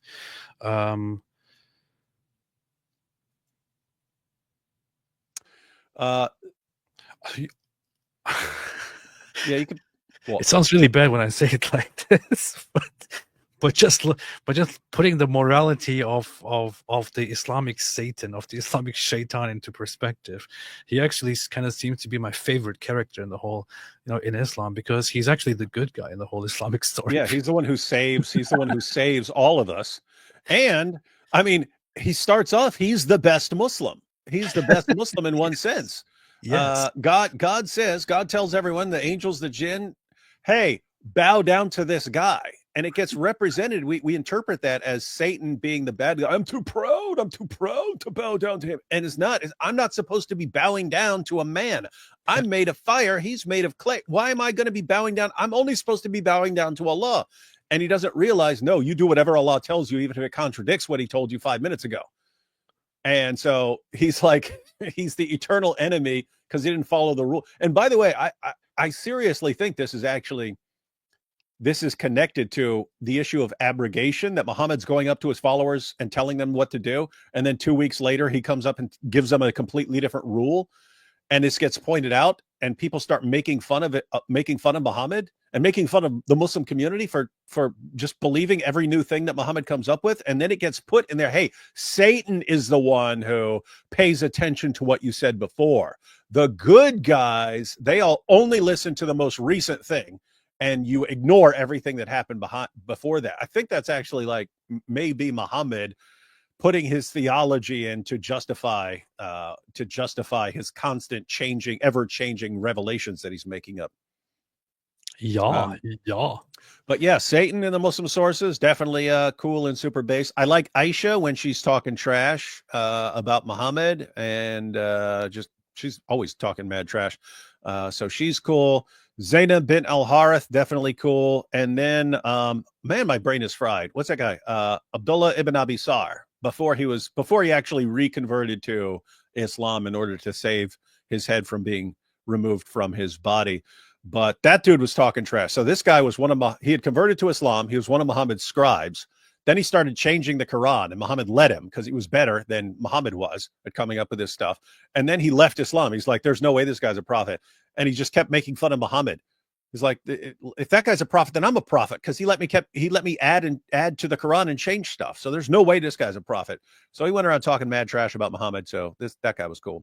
I'm sure if we thought about it, we could think of a couple other guys in the sources who are super based. What David just mentioned here. So I thought about this so much, and I kind of thought, I just don't get it, man. Like when I was a Muslim, 1850. This is also mentioned in a different part of the Quran. Also a matter that comes up to argue that the Quran has contradictions, because here he refers to, so the Quran says, and mention when we said to the angels, prostrate to Adam, and they prostrated except for Iblis. So Iblis is Satan in Islam. There's a theory that it actually comes from the Greek diabolos, but that's just one of the theories. He was of the jinn and departed from the command of his Lord. Then will you take him and his descendants as allies other than me, while they're enemies to you? So Allah creates Adam and tells the angels to prostrate to Adam, and all the angels prostrate except for Satan here in this case. And I always thought, whenever I heard this story, I thought to myself, this is weird. Why is he the bad guy in this situation? Guys, think about that. So I think that's what I would have. I would think, okay, I think this is a test. I'm not supposed to prostrate to a created That's being. what I mean. And Allah's known for like testing his creation and so on. So I mean, just imagine, this would be like walking up and, because people don't, the story's familiar to people who study Islam. And I mean, just imagine that Allah walks up and he says, hey, bow down to that idol over there. There's an idol over there. Bow down to it. What is your response supposed to be? Is it, okay, Allah's telling me to bow down to this idol, so I'm going to go ahead and bow down to this idol and commit shirk? Or is the appropriate response, nice try, Allah, there's no way I'm bowing down. I only bow down to you, buddy. I only bow down to you. What are you supposed to do? And Allah lets you know. if he tells you to do something, even if it seems like shirk, do it anyway. Even if Allah is commanding you to commit shirk, you do it. And it doesn't matter what he commanded you before. And it doesn't matter what Islam teaches. You do whatever Allah's new ruling is. Yep. Why? Because that's what you have to do with Muhammad. Muhammad can come along and tell you one thing, and then 2 days later he can tell you something else, and you better obey his new ruling. You better do that. That's how it go. That's how it go. Crazy Bear, is AP going to tell us how Mr. Jones strikes up a conversation with a black-haired flamenco dancer? Listen to Broken Promises by Resurrection Band. I don't know. Got to check it out. Jack Ray, David could use his superpower of repetition to overcome PBD repeat questions. That's what I would do. If he's like, so how did this happen? Well, PBD, as I've been explaining to you for the past 10 minutes, I'll just repeat it all since you obviously weren't listening. And then I would just do that every time. All right. Let's come to Luton, which is where the English Defence League started. And it was born out of frustration. Luton, by the CEA, was named as the epicenter for terrorist atrocities in Europe. That's Luton. The head office of al-Mujahideen, Omar Bakri, Abu Hamza, some of the country's most feared radical jihadists, their head office was in my town. So to some people, this is a faraway story. When people go to fight for ISIS or they commit terrorist atrocities, it's just something you read in the news. I went to school with them. I grew up with them men. I've got friends who I grew up with who converted to Islam in jail, who are now part of those groups who have done jail for becoming ISIS terrorists. So I've experienced all of that. And growing up in Luton, when we went to school, there was the Muslim playground and the non-Muslim playground. We didn't create that. There was just there's total no assimilation. And I challenge every journalist that comes with me. I challenge anyone. And any American journalists who have come, I've had them come from the New Yorker, all different magazines. I said, right, I'll meet you in Luton. I said, now I'll give you a challenge. You go out in that town and find me Muslims with a non-Muslim. Just find me one that aren't selling drugs. Find me a group of Muslims that have non-Muslim friends in amongst them. You just won't do it. You will not find it. Every group of white children are with black children. Every group of black children are with white children. And I bring it back to even our school dinner tables. When you go into our school dinner halls, everyone's sitting in the mix. Whites, blacks, Indians, Chinese, because we're very diverse. And in the corner, there's 8, 10 tables of Muslims. So I watched that growing up. I experienced the hostility, the difference growing up in a town like that. So when people say multiculturalism's failed, I say Islam's failed. And you're too weak to admit that. So when we had the rape gang scandal, which to any American viewers to understand how big of a problem this was. Very well put, very clearly explained. There is no separation between all the others here. There is only a separation between the Muslims and the others. There is no separation among the non-Muslims themselves. There's only a separation between Muslims and non-Muslims. And this is not something that people just choose. It is basically inbuilt into Islam. It is inbuilt into Muslim culture, into the Muslim way of living. That's how it develops. That's how it happens. And that's a problem. It's a big problem. It would be one thing if Islam was just about, okay, we just don't associate with others. That's it. Okay, fine. But that's not what it's all about. It's about more than that. It is that Islam tells people and teaches people to hate the others and to fight the others and to distrust them and to subjugate them when the time comes and to establish power and not let other people have the power and so on. Islam has it all inbuilt to be separate and to be superior and to subjugate the others. That is the problem. And the longer people don't realize this, the more they put everyone in danger and let the West die. That's that. That's that. Israel on high alert. Israel strikes Iran. Tehran. Okay. was. In 2004, I was 20 and I organised my first ever demonstration. I called it Ban the Luton Taliban. And I made leaflets. And I actually presented these leaflets because people think I've changed. This is at 20 years old. It's at 20 years old. Now, I left school. I'd done well at school. Luton's the roughest town in the UK. It has the most poverty. It's a rough and violent town. Were you ever part of a gang growing up or no? No, not part of any gang. Many of my friends, just because of where I grew up, are involved in criminality. Tough guys. Tough, yeah. At 16 years old, what were you doing? At 16 years old, I left school and I'd done an aeronautical engineering apprenticeship with Britannia Airways. So I studied for that aeronautical engineering airplanes to become an engineer. I saw that. Yeah. So nice. Nice. Aeronautical engineering. And then what happened? Then the jihadis ticked him off and he became Tommy Robinson. Here, look at this here. So let's first look at this at division by ethnic group, and then let's look at religion, right? Let's look at religion then. Hey. Little side note. So World War III is trending in two ways. It's trend on Twitter. It's trending as World War III and as WW3, because everyone, you see, look, World War III is starting. Why? Because they took out some nuclear programs. Anyway, but people are making fun of it. Nakab Nancy says, breaking, Israel strikes Iran, starting World War III for the 4th time this year. And 3-year Letterman says, tonight marks the 100th World War III of the last decade. What a moment. It's kind of funny. Kind of funny that people are making fun of it. Nice. Yeah, so demographics of Luton. So here is Luton, which Tommy Robinson mentions. Look at the demographics here.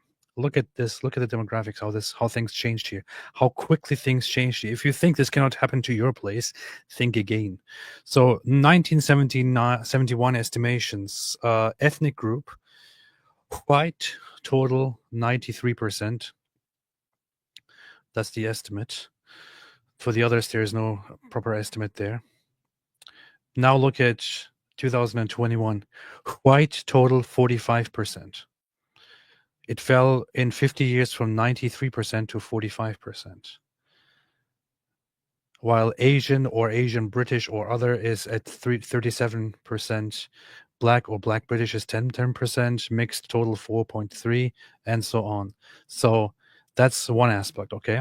But here's what's really messed up. 2001 religion. Christianity or Christian 59%, 59.65%, Muslim 14.62%.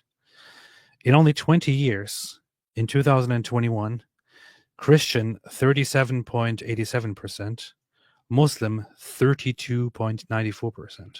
More than doubled the percentage.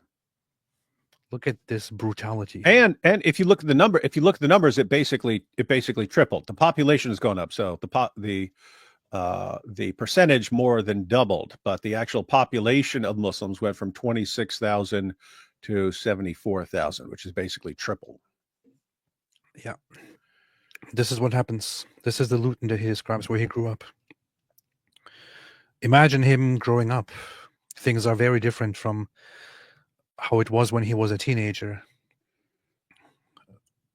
The way it is now. Very, very messed up. Unrecognizable.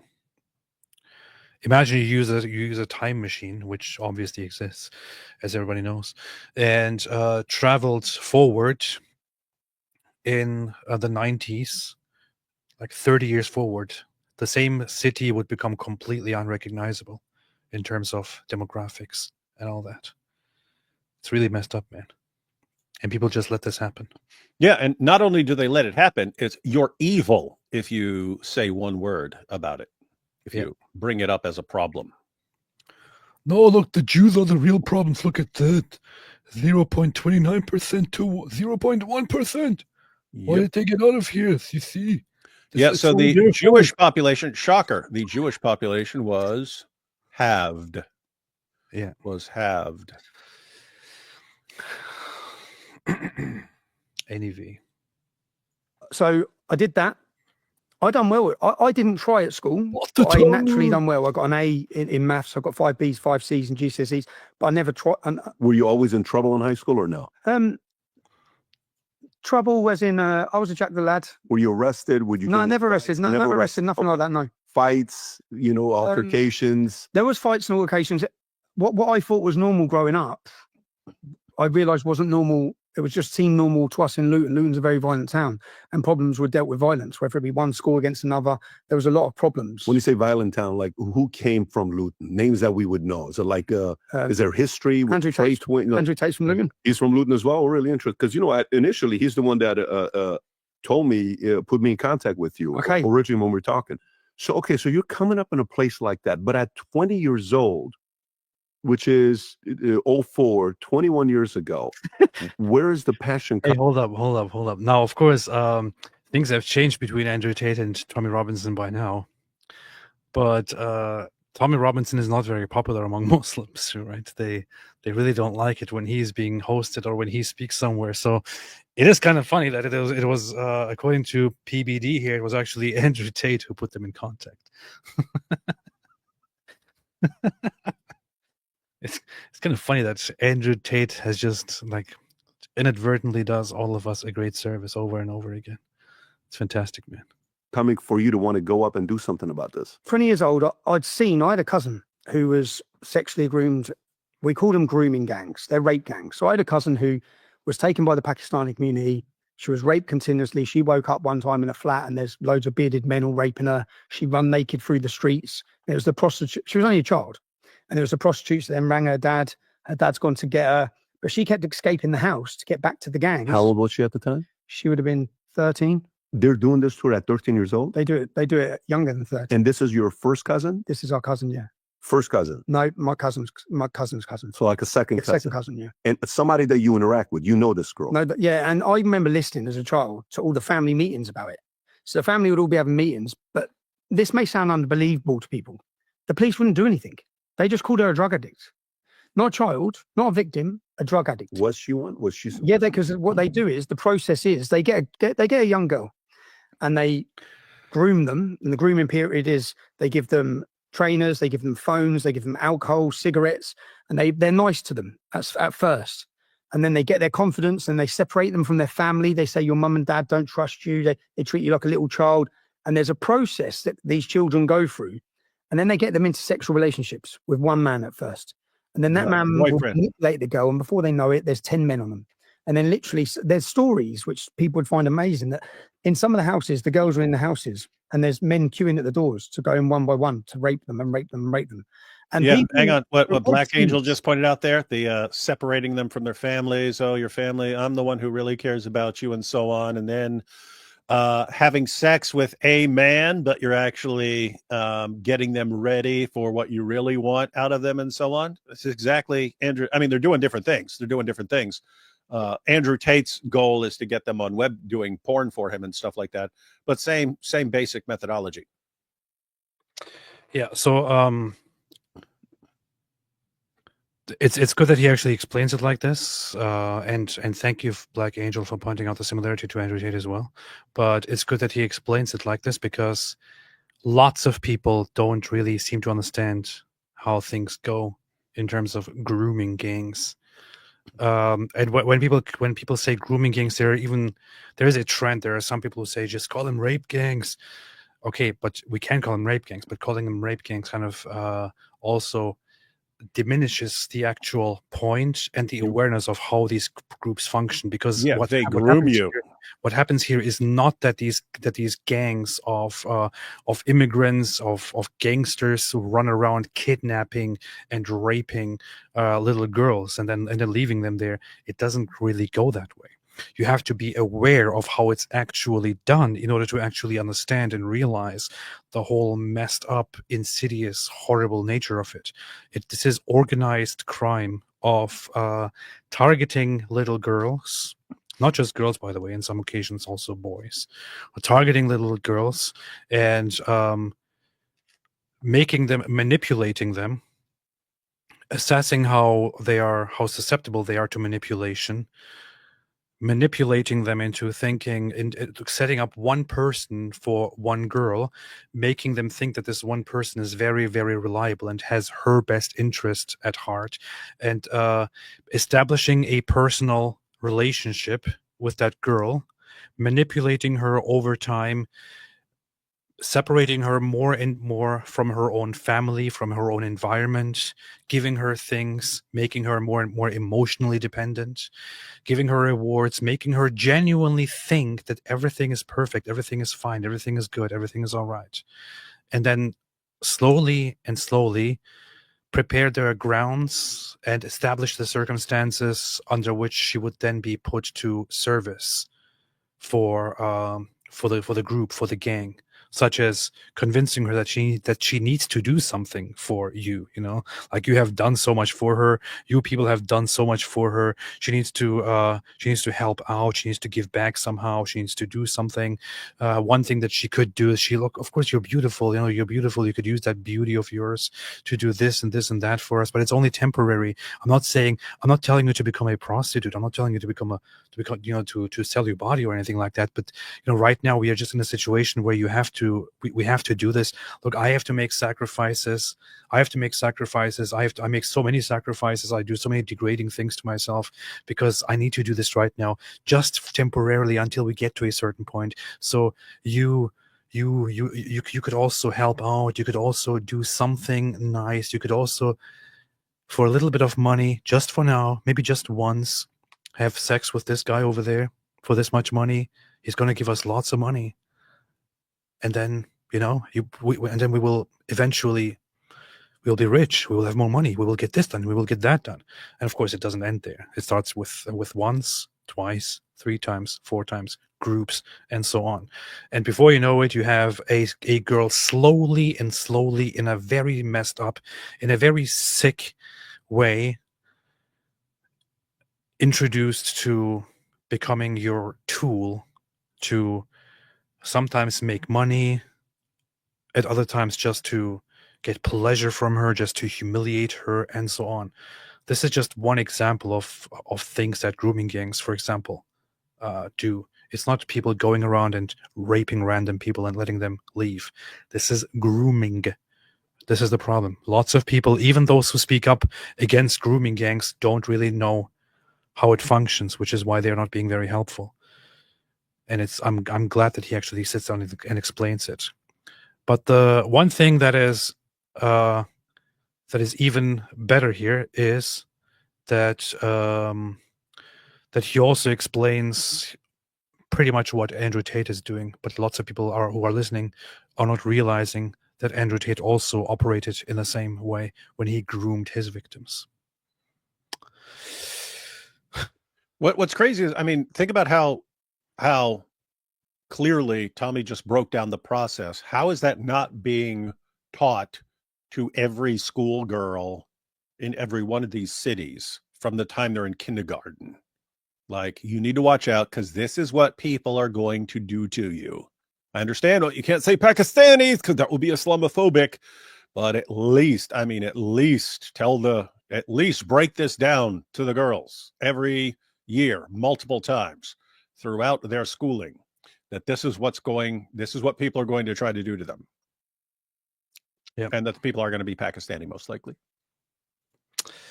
But anyway, good news is that I received an invitation from China. China is currently China just announced that they're trying to get influencers in the West to go on a massive influencer tour in China for influencer exchange, to show them how beautiful China actually is. And people are going to be paid and so on. And I have been also contacted by this organization in China. It's all over the news. And I can't believe I actually received an invitation. I'm not sure why I received an invitation, but I have received an invitation from China to be one of the influencers who go to China to experience the real China on a real, beautiful Chinese propaganda tour. Maybe I should just do it. David, let's go. Let's be brainwashed by China. Let's be brainwashed by China and get money for it. Yeah. And in 2000, as I said, I was successful. I was doing all right for a young man. And it was the Beslan massacre. And the Beslan school massacre. To anyone who doesn't watch that, you should watch it. I was young and I remember watching it, and I was 19, 20, I think, at the time. Yeah, you're young, AP. Do you even remember that? In Russia, the Chechens had gone into a school. You joking? And the jihadists that took over the school. Oh, yeah, I do. And all the parents were outside. They killed like hundreds of kids, man. The kids are in school, and you hear there's terrorists have took control of the school. So the parents are outside the school, and I remember watching the mums drop on their knees, and the parents as they started massacring the children inside the school. So all their kids are getting murdered. And I remember watching it thinking, well, that's not one person doing it. There was a whole group of men that done it. And then just a month later, I'm watching Muslims in Luton get interviewed in a chicken shop in Luton. And they're saying that this was a justified attack and it would be justified in a English school. And from that moment on, that was my moment, because I remember I watched this man say it. His name was Saif al-Islam, which is Sword of Islam. And I watched him say it and I thought, who is he? And by this time, I was involved in, the football scene in the UK. We have many would look at it as a football hooligan scene, where lots of young men go to football together and certain clubs would have rivalries with each other. I was involved in football. Hooligan culture. That's what he's saying. Scene. I remember looking at this group, and that was my awakening. I looked at the group and I saw Al Majradeen, the man that was talking. And then the more I looked at them, I saw Omar Bakri, Abu Hamza. I saw all of them were part of this group. 60% of the terrorists in UK jails are part of this group. And then when I looked at them, I saw their head office was on Biscuit Road. So I started looking at what they were saying and on their website. And then they had a paste table set up in our town centre. We have a bakery called Don Miller's. And I went down to the paste table and watched what they were doing. I thought that they were literally recruiting to send people to fight against our armed forces at the time, Afghanistan and Iraq. And they were openly doing it, celebrating it, sending so many. Sometimes I feel like I'm living in some insane world, man. I don't really know. Because what he's describing here is what we have been saying and what others have been saying before us for the longest time now, for decades. For decades. This stuff has been happening in the middle of Europe, in the middle of European cities for decades. We're actual enemies of your own country, enemies of your own culture, enemies of your own people, enemies of all of you, come here and openly propagate their demonic, their hateful, evil, destructive ideologies, and the governments would just let it happen. They would be completely fine with it. They would be cool with it. They would occasionally talk about it. There would be sometimes raids when things go a little bit too extreme, but they would still just continue to let it happen. Because whenever there was actual crackdown on these groups, it would be, oh no, has surveillance gone too far? Is this because of Islamophobia? Is this because of racism? Is this because of bigotry? Why can't we just let them do whatever the heck they want to do, even if they want to rape and kill us all?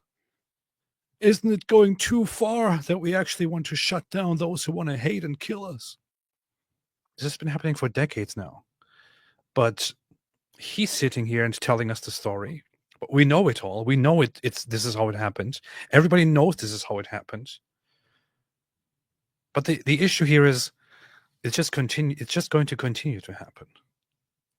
This is not a wake-up call here. This is not it is a wake-up call, but this is not the moment where everyone is waking up. This is not the moment where everyone is thinking, wait a minute, you're right. You're right, we did let this happen. Wait a minute, you're right, people have been saying this, and this did happen for decades. Now it's time to wake up. This would be the expected reaction, but it will not happen. People will not wake up. We talk about it right now. In 20 years, maybe the UK will be on the verge of being of having its Muslim prime minister, or even something even worse, and we will be sitting here and having a very similar conversation about how we haven't been saying this kind of stuff for decades now, and people just let it happen. It's a sick world. Yeah, Tommy was right earlier when he said he was just 10 years ahead of everyone else. Yep. Like us. We were ahead of everyone else. But everyone else is eventually realizes we're all right.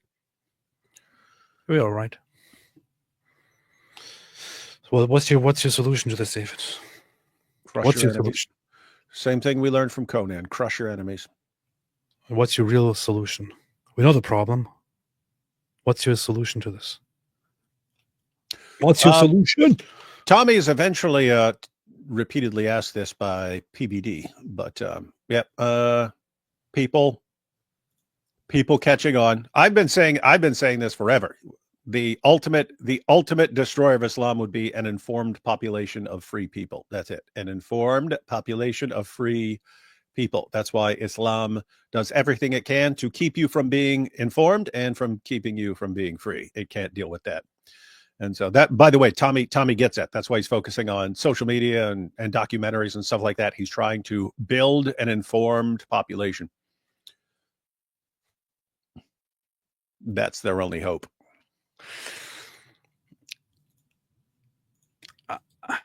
I just sorry I laugh, but here is what's freaking funny. It's funny. It's funny. Look at this. Just look at this. I'm sorry, but this is gonna put me down a path of the good old bad me, of the good old bad AP here. So here's a term called remigration.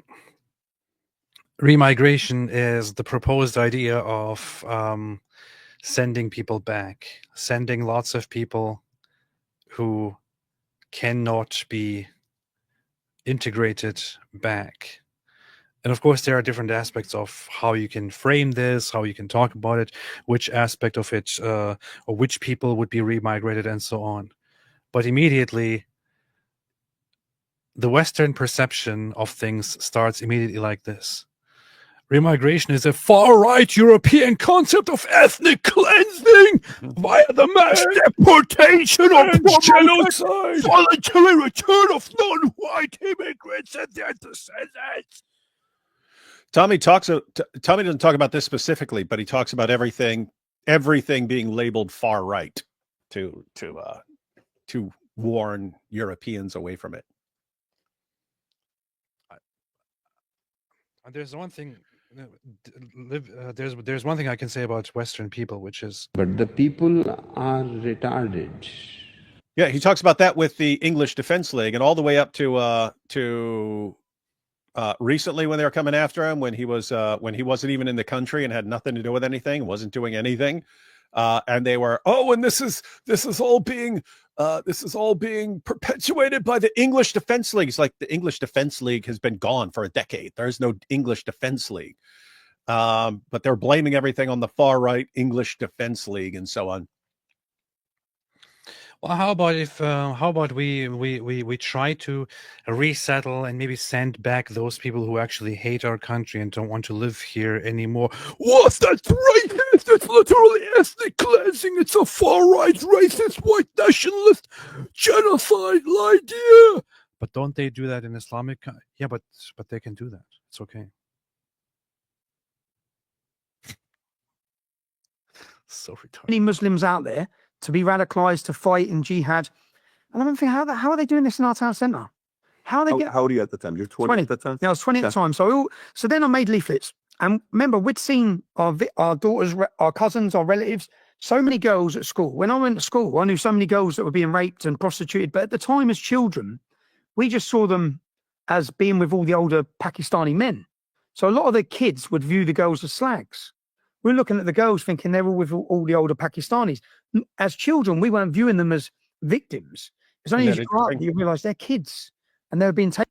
That's still going on with the people who don't view Andrew Tate's victims as victims. It's just, oh, you dirty whore! You of course this is what you wanted. You wanted to do porn. But that's interesting because when you're young, he's pointing out when you're young and you're in school and you see these girls in your school hanging out with the older Pakistani guys, and you find out, the girls are banging them. Oh, these girls are just they're slags, man. They're slags. Not realizing how the girls ended up in that position, that there's an entire grooming process, that this has been known for centuries as a method of pimps and so on, lover boy method and so on. And that's just messed up. Hold up. Meyer Tuesday says, thank you, Israel. Visegrad 24 says, Iran confirms that Israel has killed Hossein Salami, the RGC commander-in-chief. Commander-in-chief. I wonder if that was the hole in the side of the building there. Here's a photo of him, by the way. So this is a photo of him, Hossein Salami. I've seen that dude before. Commander-in-chief of the IRGC. I think this is a photo after Israel killed him.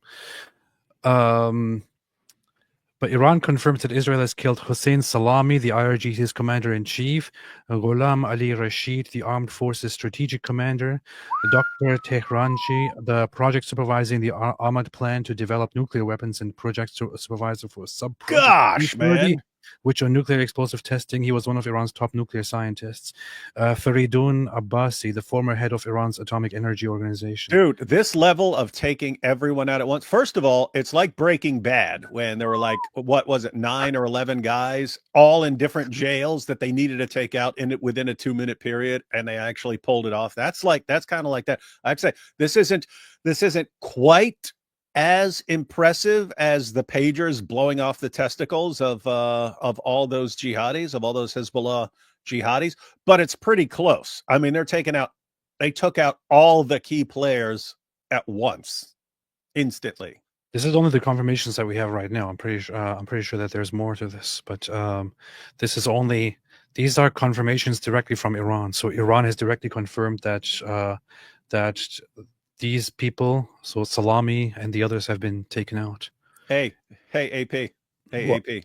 So look, you're taking out the leaders of their armed forces and so on.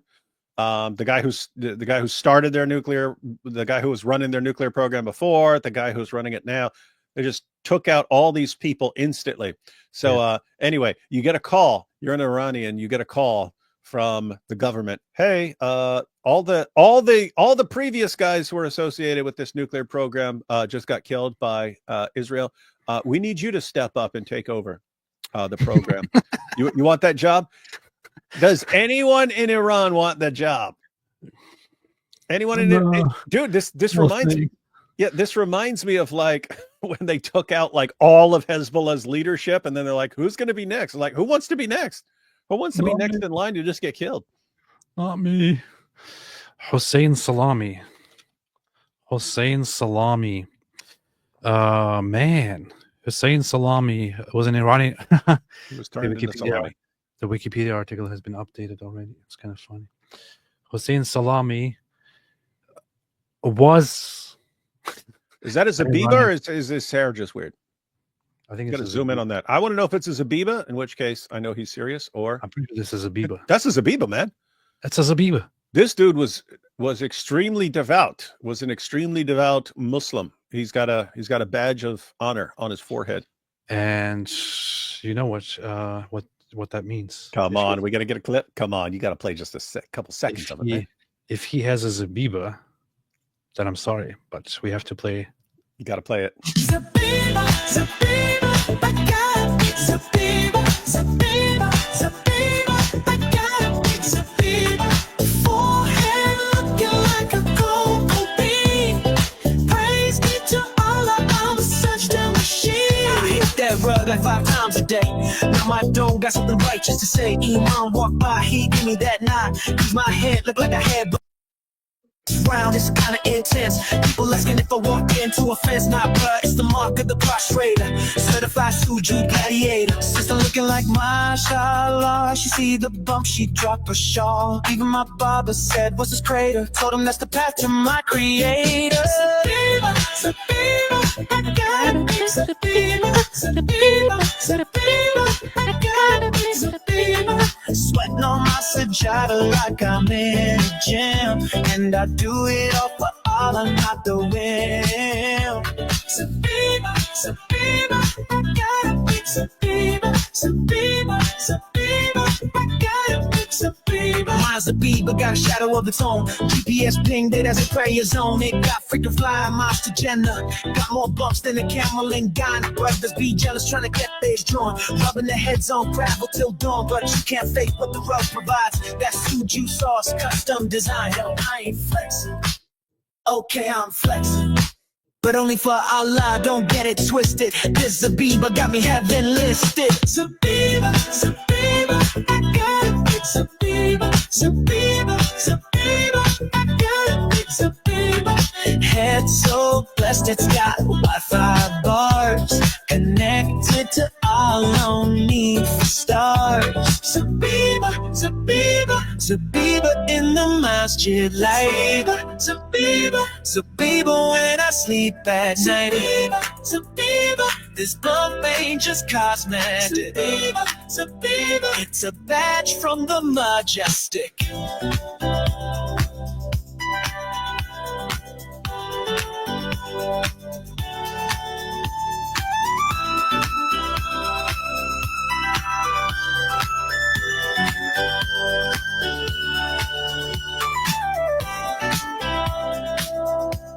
Yes, this is my song.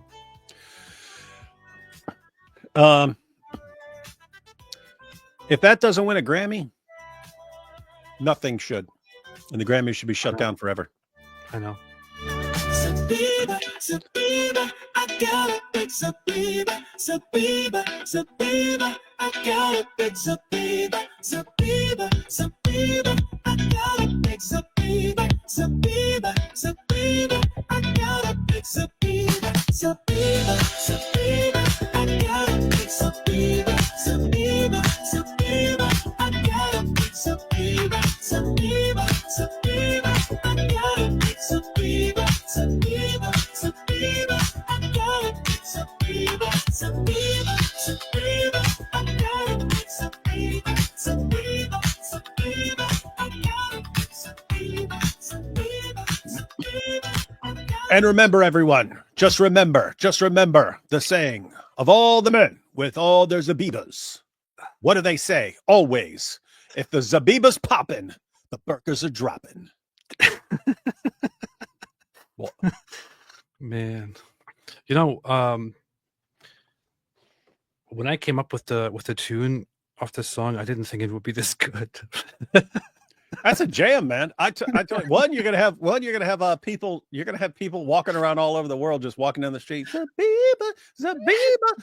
Eventually, it will get into the heads of Muslims, and you'll have Muslims going down the street. Oh, Zabiba, Zabiba, I got a big Zabiba. Except for this dude, because he didn't realize that Zabiba, it's one big. It's like a target for a sniper. Yeah, yep. Bad idea. I told David about this, but it was basically just I'm sitting there looking at a clip or looking at a live stream that we had, and in that live stream we mentioned Sajid Lippam. So we were looking at a Sajid Lippam video, and then David says, "Wait a minute, is that a Zabiba on his head?" And I'm like, "I think it's Zabiba." And then I said, Zabiba, Zabiba, I got a big Zabiba. And as I was watching that, I thought, hey, wait a minute, I could turn it into a song. So I did. And this is what came out of that.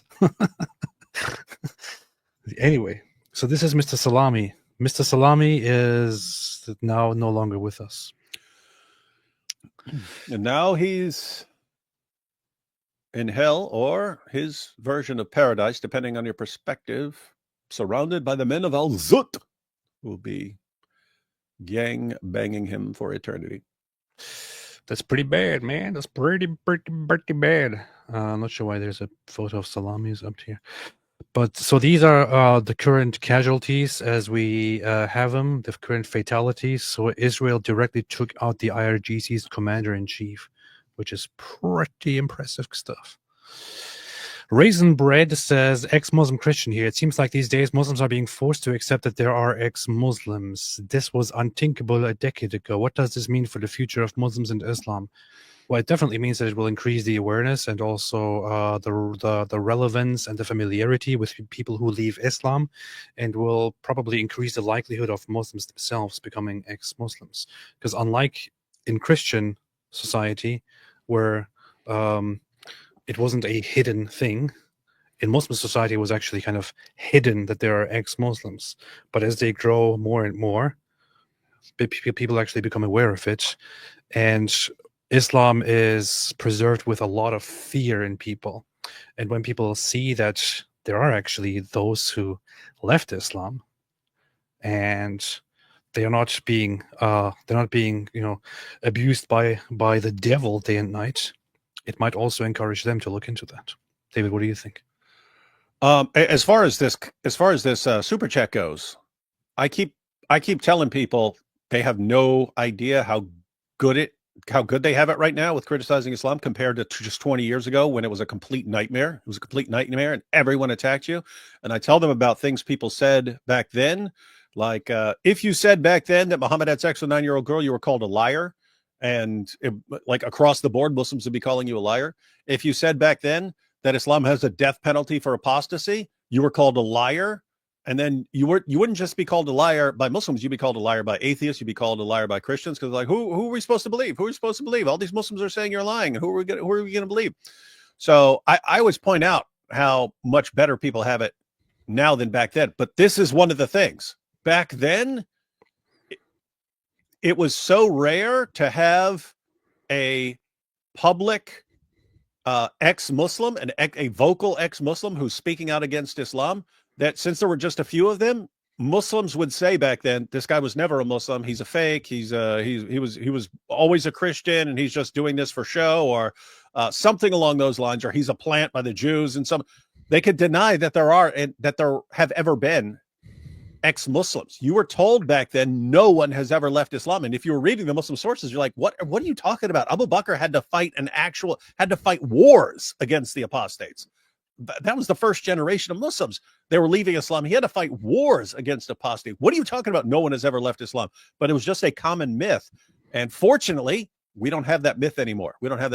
Because ex-Muslims are everywhere. Ex-Muslims are everywhere.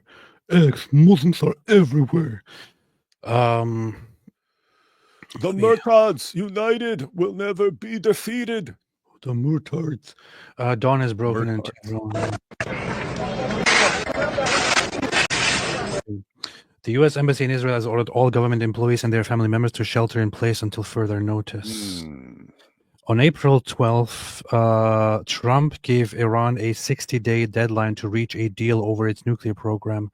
That deadline expired yesterday. Iran was warned. Well, I warned you. Gave you the best warning. I think Trump also said something yesterday about, I would hope that Iran makes a deal, but Israel might just strike them. He said something like that yesterday, I think. Yeah, he made a statement yesterday. Trump says Israeli strike on Iran could very well happen and warns of possible massive conflict in the Middle East. By that time, he was probably aware of an upcoming strike. Look at that follow up there. Iranian state TV, no signs of radioactive contamination following Israel's strike on the Natanz nuclear site. They blew it to smithereens. Fortunately, no signs of radioactive contamination. Nice. Reports emerge of Quds Force commander Ismail Qani's assassination. Now, this would be very significant. The Quds Force, again, one thing to look up, especially for those who think that Iran just wants to exist. The Quds Force is an Iranian branch of the army that is actually, officially, literally a force established in order to meddle into other countries in the Middle East and their businesses. It is literally called Quds Force. What Quds stands for here is the Islamic term for Jerusalem. So it's Jerusalem Force, Quds Force. This is the name of this branch.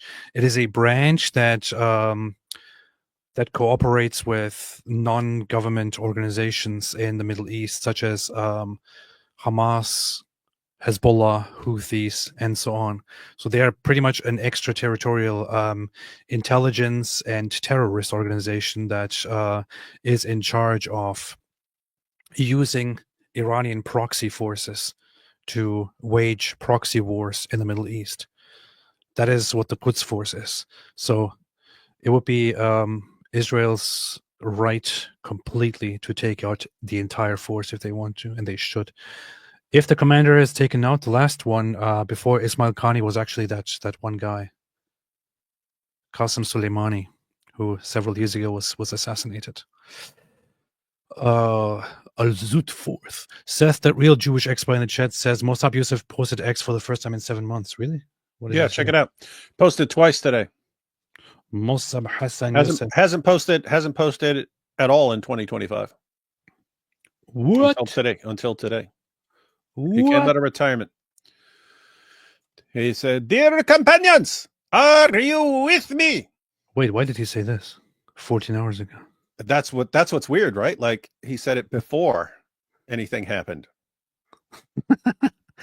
Dear companions, are you with me? The time has come. Negotiating with terrorists has been a strategic mistake and would never bear fruit. Democratic leaders who sit on the table with terrorists and give them legitimacy by the name of peacemaking are weak and don't qualify to lead. They are not even fit to be leaders. They talk too much, but they accomplish so little. Enough of Ayatollah and his endless terror. In this specific case, the use of force is totally justified, if not a virtue. The way to stop terrorists from obtaining mass destruction weapons is not through negotiations. Those who think otherwise are absolutely wrong. No hesitation. Strike. Nice. That's my view. It's like, oh, let's just negotiate with these guys. You're talking about a terrorist regime leading, since the government controls it, a terrorist state, and they keep wanting to screw with everyone. We're gonna make this nuclear bomb unless you give us trillions of dollars. You want us to stop building the bomb? I would not play around with these guys at all. Wait, this just reminds me of this. Wow, where do I begin? To analyze the mental state of this self-proclaimed savior of the Gaza children. He reached my heart. Who authorized you to speak on behalf of the Arab children of Gaza? Who authorized you? You just did. You never been there. You don't care. So am I And now you think you hold the higher moral ground. You don't. I do. You're not the savior. You always need a victim in order to pose as the savior. You're not the savior. First, learn how to control yourself. Learn how to control your tongue buds before you try to control the world. It's a big situation in Gaza. All of us are heartbroken for the death of the children of Gaza. All of us. That includes Israel. Israel considers what's happening in Gaza a tragedy. It's a tragedy made up by the terrorists that you sympathize with, that you want to validate and legitimize.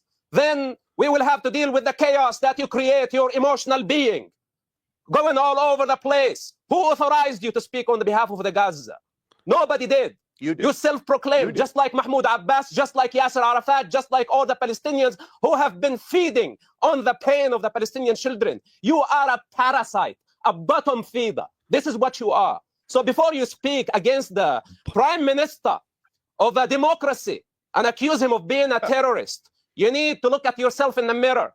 You have been supporting Hamas and it's recorded against you for eternity. So don't play the game now that your fight is for the children in Gaza. This is not your fight. You know who's fighting for the children of Gaza? The IDF. That is killing Hamas. That is uprooting Hamas so the children of Gaza can have their freedom after 36 years of slavery. Those are the ones who qualify to speak on the topic, not you sitting in your comfort. You want to have an opinion about it. All right, this is the problem that we are dealing with. Scumbags like this. All right, let me. That was a pretty sick burn. I still prefer the you are not even fit to be a mother. Damn. That was classic. Rebecca, what's up, Rebecca? Yeah, did you check out that? Reports are increasing that within the next hour, Khamenei is expected to declare war on Israel, says Rebecca. I still don't even know how that would work. Like, you can't send the army because there are all these other countries in between you and Israel. So what do? Do you send your Air Force? Israel would completely obliterate your Air Force. So what are you going to do? Like, just fire a bunch of rockets? You already tried that. It didn't work. You killed a goat. You killed a goat, and then you killed. Didn't they kill like one Palestinian or something like that? Yeah. I think that was the last strike. I think they did was like one Palestinian person died as a result of the Iranian retaliation. Yeah, that's what I'm saying. Iran, you can't win this, Iran. You can't do it, and you shouldn't have been running your mouth screaming death to Israel. We're going to build a nuclear bomb, because they can take out your entire program and your entire military leadership anytime they want. And then they gave you months to come to an agreement, and you wouldn't do it. And then as soon as the window of opportunity expires, They take out the entire leadership of your military and the nuclear program. It's like, what did you expect from the guys who literally blew off the testicles of endless jihadis? I don't know what to do, man. I don't. Are they inbred there, or is it just Islam that's done this to them? Islam makes them inbred. So Islam makes them inbred, and then the inbreeding makes them stupid, and then yeah, that's about it. Each generation gets stupider and stupider. Just like Stu Peter. Yeah. All right. Vic the Red, Operation Nation of Lions down with the IRGC. Targeted strikes on higher level IRGC and LFs. Do people think there is a coordination with resistance on the ground? Probably. There are probably, I mean, Israel probably has a lot of intelligence assets inside Iran, because this is a problem. Iran is, as we just said earlier, full of people who really don't like the Iranian regime, and full of people who actually have respect for Israel. So Israel has, among Iranians, Israel probably has good chances to find lots of people that will be willing to cooperate with Israel against the Iranian regime. So I'm sure there are lots of assets, lots of people inside Iran that are helping Israel with intelligence and all that. Hey, I mean, think about it. Like, seriously, right? Like, what did Israel just do? And they called this stage one. But they just took out the leaders of the nuclear program, the leaders of the military, and so on. They just took them out, right? And now Rebecca is saying that Iran's going to declare war or something like this. If Iran declares war, guess what? Iran's going to do something, and Israel's going to go strike a bunch more places and so on. But I mean, if Israel takes out like the leaders, takes out the administration, which they can do, it seems like a really good time for the population to say, we're going to take over. And Israel's going to say, by all means, hope that you do. Interesting. Well, the thing is, the good thing is that even if Khamenei declares war and then tries to send soldiers over, if they fly to Israel, half of their jets will stop functioning midair and just fall. So they will lose half the army anyway. So. The other half are going to get shot down. Yeah. So before they ever get anywhere near Israel. Great to see Tommy on PBD, says Rafil Islam. Yeah, PBD is horrible, but great that he has actually Tommy Robinson on there. So, and I mean, this was ideal interview for PBD because even though he's asking the same question over and over again, he let Tommy talk. Out of this 2.5 hours, probably 2 hours and 15 minutes to 2 hours and 20 minutes was all Tommy Robinson. I don't know if you've seen videos of the tourists of people in Egypt, but lots of people traveled to Egypt to organize a march on the Rafah gate of Gaza, and Egypt just detained many of them and just sent them back home. That's pretty funny. Egyptian atheist, my friend, sent me a video earlier, asked me what they're saying, and it was in Turkish, and I told them what they were saying in Turkish. But basically, the group arrived with a plan in Egypt to walk through the Sinai Desert for 2 days, and then to walk through to the Rafah gate and to try to end the blockade and bring people and help the people of Gaza and all that. And the Egyptian government just detained them and deported them all. And so the Turks made a statement describing the Egyptian president as the pharaoh, and were trying to depict themselves as Moses and the Israelites. Very ironic, isn't it? The activists, Muslims can't nuke Israel with Al-Aqsa hostage. Yep. Ashmay's jihadi hamsters thanks David Wood for that image.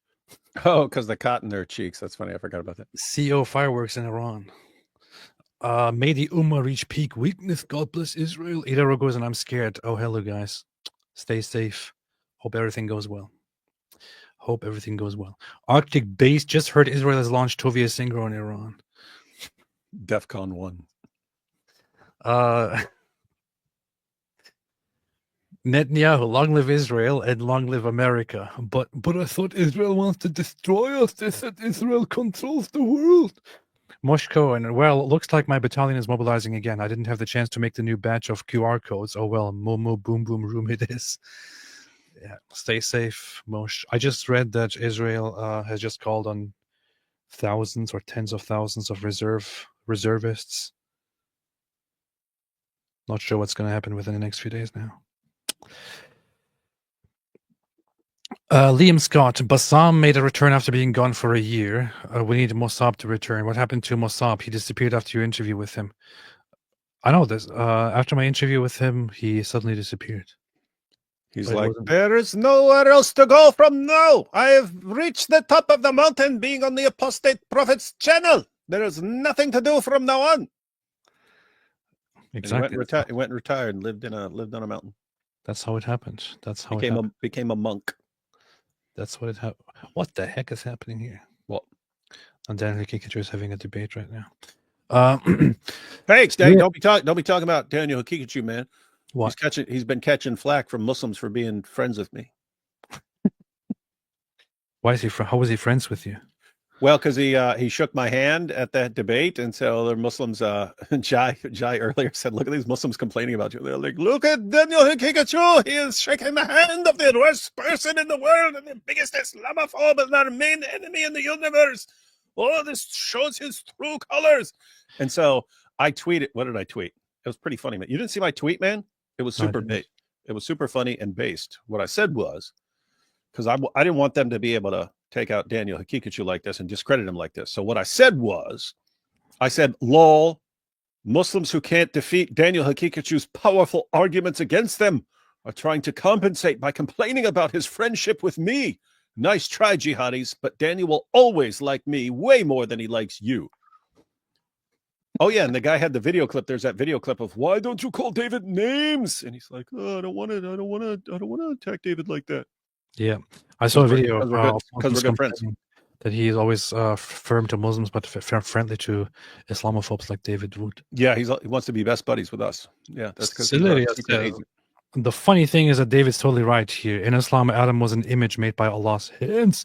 Literally, Allah making an idol of himself. That's true. Powerful.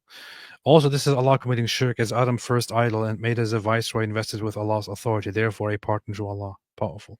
Style and Rail Woodworking. You guys should have Big John Steele on sometime. He's doing great work debunking Islam and could use the viewer boost. We'll check it out. I actually just subscribed to his channel.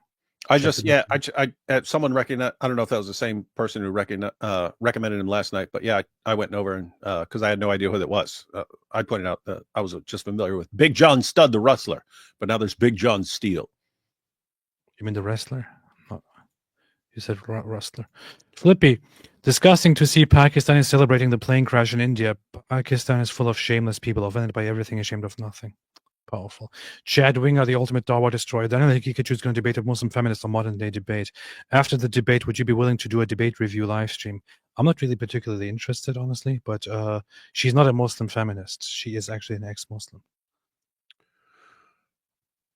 I'm seeing the debate here right now as we speak. Let me see. You give up some. Oh, it's already on? Yeah. It's happening here as we speak. Wait a minute. Where's that? Oh, it's right here. Some of it for the benefit of a stable family, for the benefit of a loving, devoted husband, for the benefit of children who will be there. This is an interesting debate concept. So you have, she's actually not a, she calls herself female prophet. Why is everyone steal? Did you steal that from anyone who came before you? Or were you the one who started all that? You have to be the such and such prophet. I know her. I also had her on my channel long time ago when I was doing stuff with lots of ex-Muslims. She's an ex-Muslim. But this is an interesting concept. You have one ex-Muslim feminist versus one gay Muslim debating. Hey, don't be making fun of Daniel. What do you mean? We're friends, and we have an agreement that he will not attack me, even when I'm making fun of his prophet for the night of Al-Zut and so on. I didn't attack him, man. What's wrong with you? No, I'm just saying it. He has agreed that He will only be mean towards his fellow Muslims, and not. I don't have a problem with him being gay. I'm just pointing it out. It is an interesting debate concept. So this religion wouldn't even exist today. So it was a woman that was there, that had money, and she had power. And their youth. Was she pointing out that this only got off the ground because Khadijah was loaded? That's actually a funny point. That's actually funny. Better than women in that regard. She says that my view is that women can't do anything right. That's a straw man. Look at James's poll. Do women need a male authority? Yes, no, I'm not sure. I don't care. I'm a self-hating soy boy. Yeah. Okay. Yes, no. Okay, nice, interesting.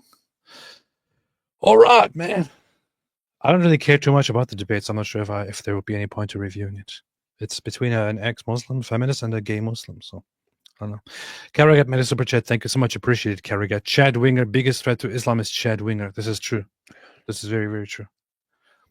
Karagat says, yeah, maybe we shouldn't be quick to believe Iran's claim that these people are really dead. They were awfully quick to claim it. That's true. I don't know. I mean, it's an embarrassment to them that Israel is successful in taking out their entire leadership of their program and their military. So yeah. I don't think they'd want to toss that out there. It would be like Hezbollah making up the story about all their testicles getting blown off. Like, why would you want to say that? Because it's fun. Zero hey, let's make up a story about the Jews blowing all our testicles off with their pagers. let's say as if it were true. It's actually just a joke.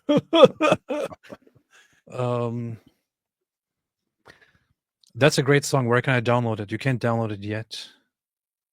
I haven't made it public yet. I only have one song public so far, and that is my song, the Islamic Dilemma song, also known as Who Told You to Judge by It. It's a fantastic song. If you haven't checked it out yet, check it out. You can find it on my channel, Apostate Music, over here. Apostate Music. You can find it right over here. Here's the thing, AP. You don't have to. I also have it on Spotify now. Yeah, you can release Zabiba on Spotify and then have the video out later. I could do that, but I'm going to wait a little bit because this is very fresh now, right out of the oven. I'm going to release the Zabiba song in a little while after this. This is taking off right now. It's going to be on top of the charts soon. So, yeah. Ash Mize, I'll trust the world again when this wins a Grammy. It should. CEO, salami has just been turned into salami. Yeah. Peace be upon me, says, God bless Israel, my inheritance. Powerful. Isaiah 19:23. Powerful, powerful. Robera bounced to Zabiba like El Zut bounced to Mos Acid. Yosef, clip it. You are not the savior. Oh yeah, that was a good speech. That is good to play for any of these. I will save all the children from genocide. So this live stream really got derailed because of the whole Israel-Iran thing. So we couldn't really watch much of what's going on here. But maybe I want to watch a few seconds and then continue and then end it right here. Look at this. You always have these people here. Israel is starting this war, not Iran. Keep coping. I'm not sure why some people, some random on X, but this is just one example. Like this is the kind of people that we deal with nowadays, who are probably just trolls. I don't know, maybe Russian trolls or something. I don't really know. Yeah, is it amazing? All Iran has tried to do is like constantly terrorize them and constantly proclaim how they're going to exterminate them and wipe them off the map, and then they're talking about building a nuclear bomb and how they're going to wipe out Israel, and then Israel made sure they can't do it. Oh my goodness! So here are two elements. Israel is starting this war, not Iran. Now, first off, ridiculously stupid point if you understand anything at all about the conflict that's ongoing. Secondly, keep coping. Like this is, and it just shows the intellectual depth of this idiot that we're dealing with. What in the hell does keep coping even mean here in this context? Nothing. The only people coping right now are those people who are cheering on Iran or Islamic regime of Iran as they're getting blown to bits. What does keep coping even mean? This is just the low intelligence language of people who take all of their information from online memes. Pretty much. Very, very funny stuff. Shembo Sly says, do you think Muhammad got a reverse Zabiba on his buttocks after receiving tantric worship from the Al-Zut? Probably did. Arctic based, we are the world. We are the world. We are the children. How do you even remember that song? It's before you're born, man. Yes, man. Would you rather be forced to eat the same thing for every meal for the rest of your life, or eat what you want, but you have to eat a poop sandwich once a month? Poop sandwich, of course. What do you think? Yeah, I probably would, but I mean, I'd be cool with ramen noodles for the rest of my life. I could do it. I basically grew up on them. Ethan Thorne, I know this is off topic, but my father died Tuesday and I have really been struggling. So please pray for me and my family. I pray that you find relief and that your father finds relief. And yeah, David. David doesn't have anything to say. Ethan, stay strong. Ash Mayes, my kids love the Islamic Dilemma song. I do too, and my kids do too. Jack Ray, Iran is getting penetrated like Muhammad al-Zut. Anyway, Israel just al-Zuted Iran. Yeah. So I'd watched all these things going on. I'd seen a lot of it. So then when I saw them outside the town, when I saw them doing these protests, I wrote leaflets and I called it Ban the Loot and Taliban. And I went to all the lads that went to football and said, we've got to do something about these terrorists. They're in our town centre every Saturday.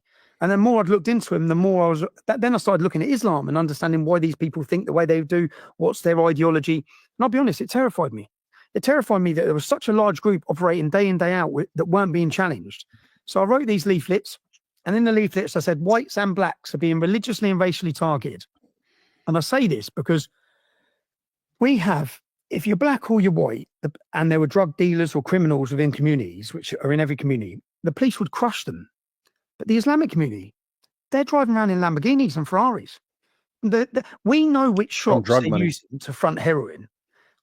And I said in this leaflet that they're using heroin as a weapon against our communities, and they're getting our young girls hooked on heroin, and then they're prostituting them in paedophile gangs. And this was in 2000, so no one knew about this. And this leaflet went on the front page of my newspaper, local newspaper.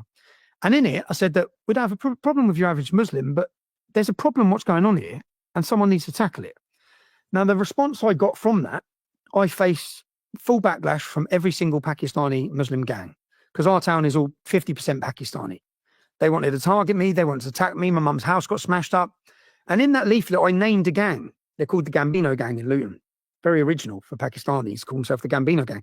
But they deal with all the prostitution, the drugs. And that was in 2000. Now, fast forward to 2007, our national newspapers started running articles about how the Gambino Gang are linked with the jihadist groups and how they're funding all the terrorism. Well, how did they know all this? Yo, that was interesting. So Tommy, he's talking about 2000, once he noticed that there was a problem. This is before social media. It's before the English Defense League.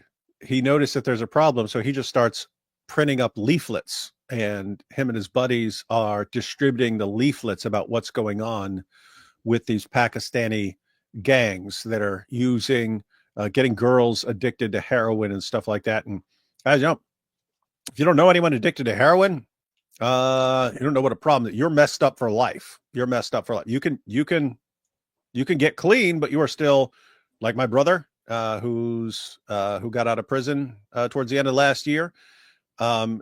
He has to take a drug for the rest, apparently for the rest of his life, that is just to help him suppress the urge to go back to heroin. Like he has to take medication for the rest of his life just to suppress that urge. That's how strong it. And he's been clean for years because he was in prison. So he's been clean for years, and will for the rest of his life have to deal with the urge to go back to that drug and so on. So you're getting young girls hooked on this stuff just so you can make them more compliant and controllable and so on.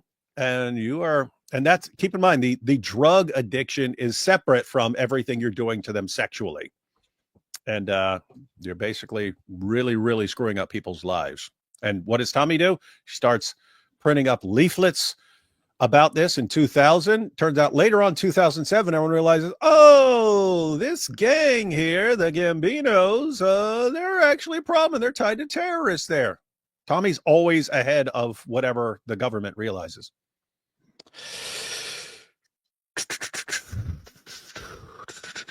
I've done this in 2000. and I faced a massive onslaught for it.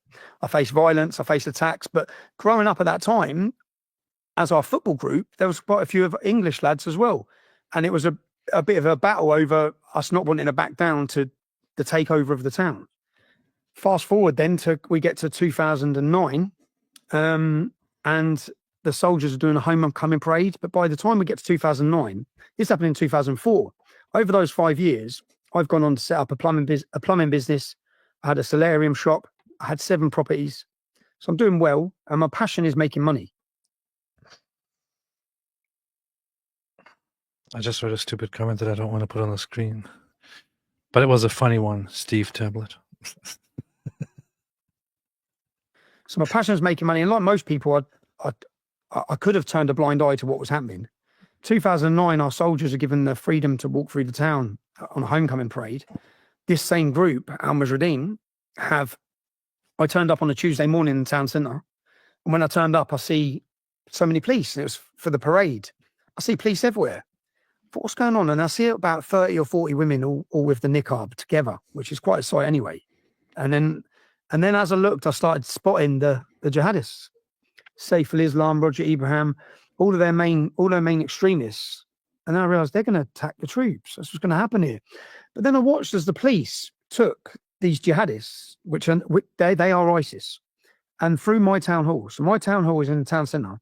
They opened up the doors. They took all the jihadists through the town hall. And I'm thinking, what's going on? And then I just heard all the commotion. And as the soldiers had marched down the back of the road, they brought all the jihadists out next to them. And then the jihadists were screaming at them, baby killers, butchers of Basra. They spat in some of the soldiers' mums' faces. And that was the catalyst that then gave birth to the organisation we formed. I watched it that day. It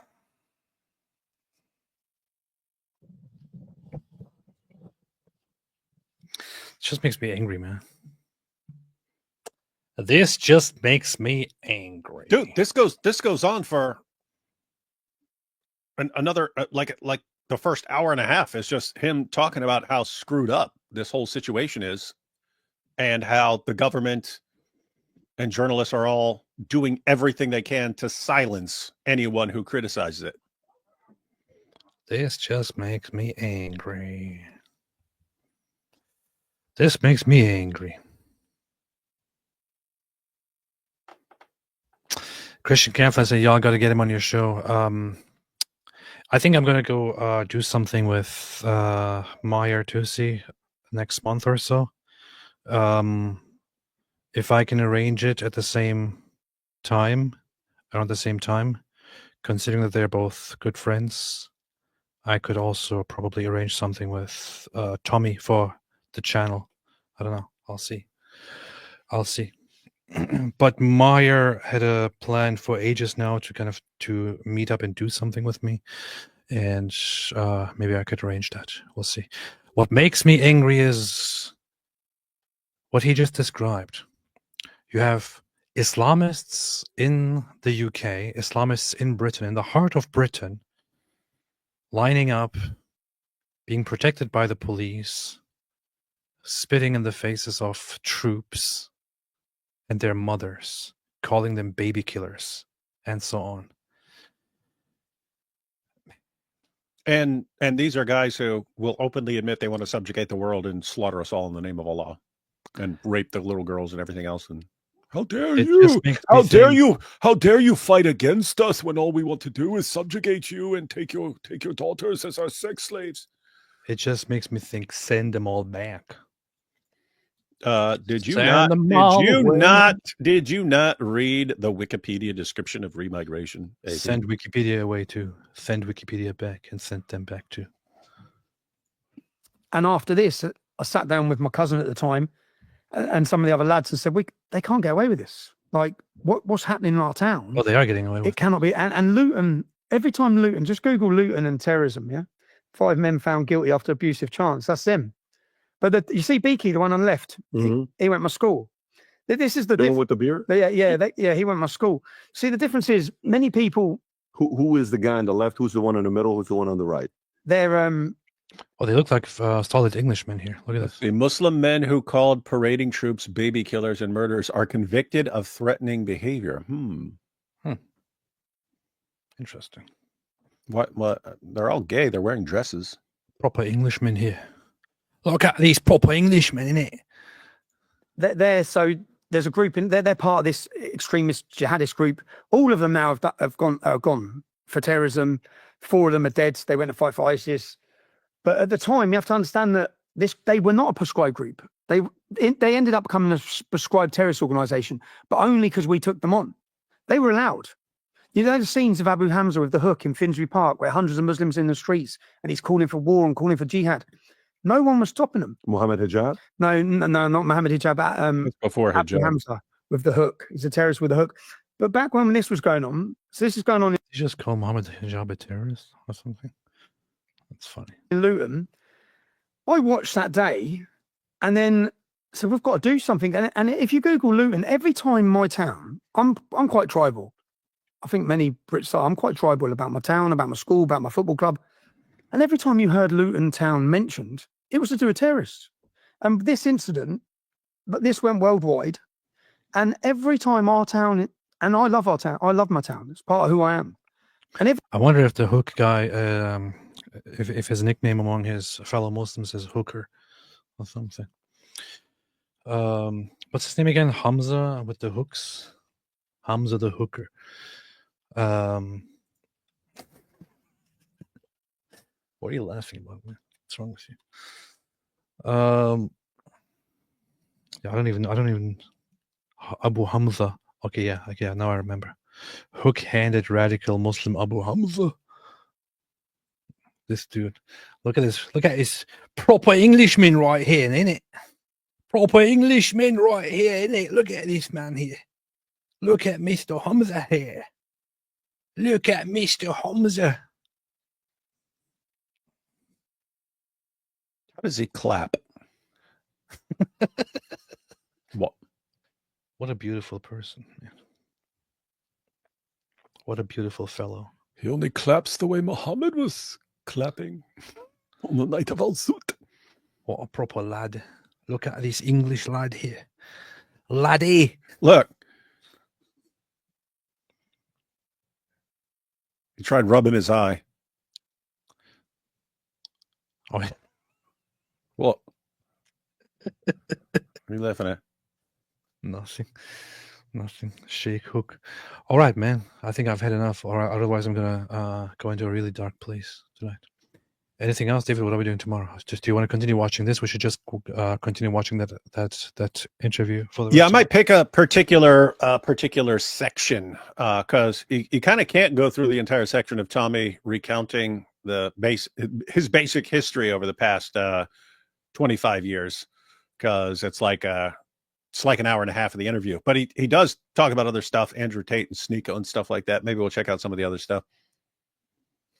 Because it is super base, and we want everyone need to watch that and share it. It is really is a really good interview. Is really?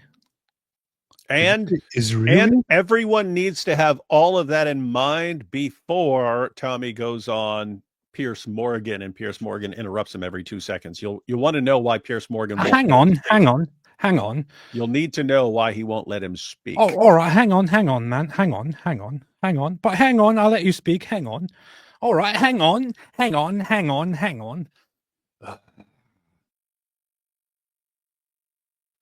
Just makes you want to grab a tool of destruction. Holy Joe said AP sounding a bit like old Trump jizya.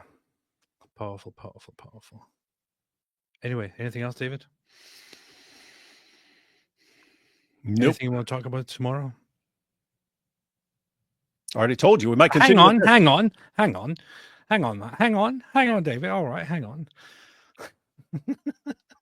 All right. I'm gonna just call it a night here. This live stream really got derailed because of Israel. Yeah, Israel, you really derailed our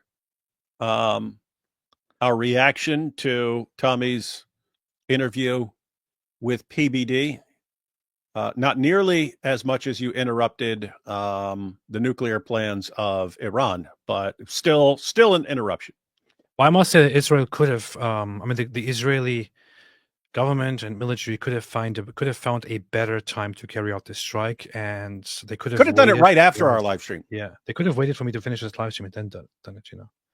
This is ridiculous. This is ridiculous. Anyway, thanks for joining, everybody.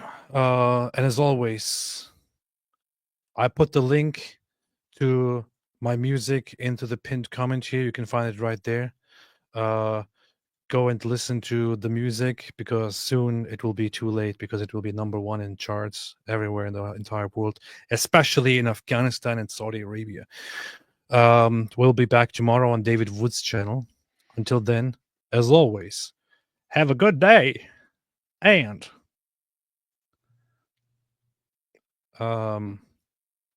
you sick in the mind? Are you that mentally enslaved and intellectually subservient and intellectually molested and ideologically molested? And intellectually al-zooted?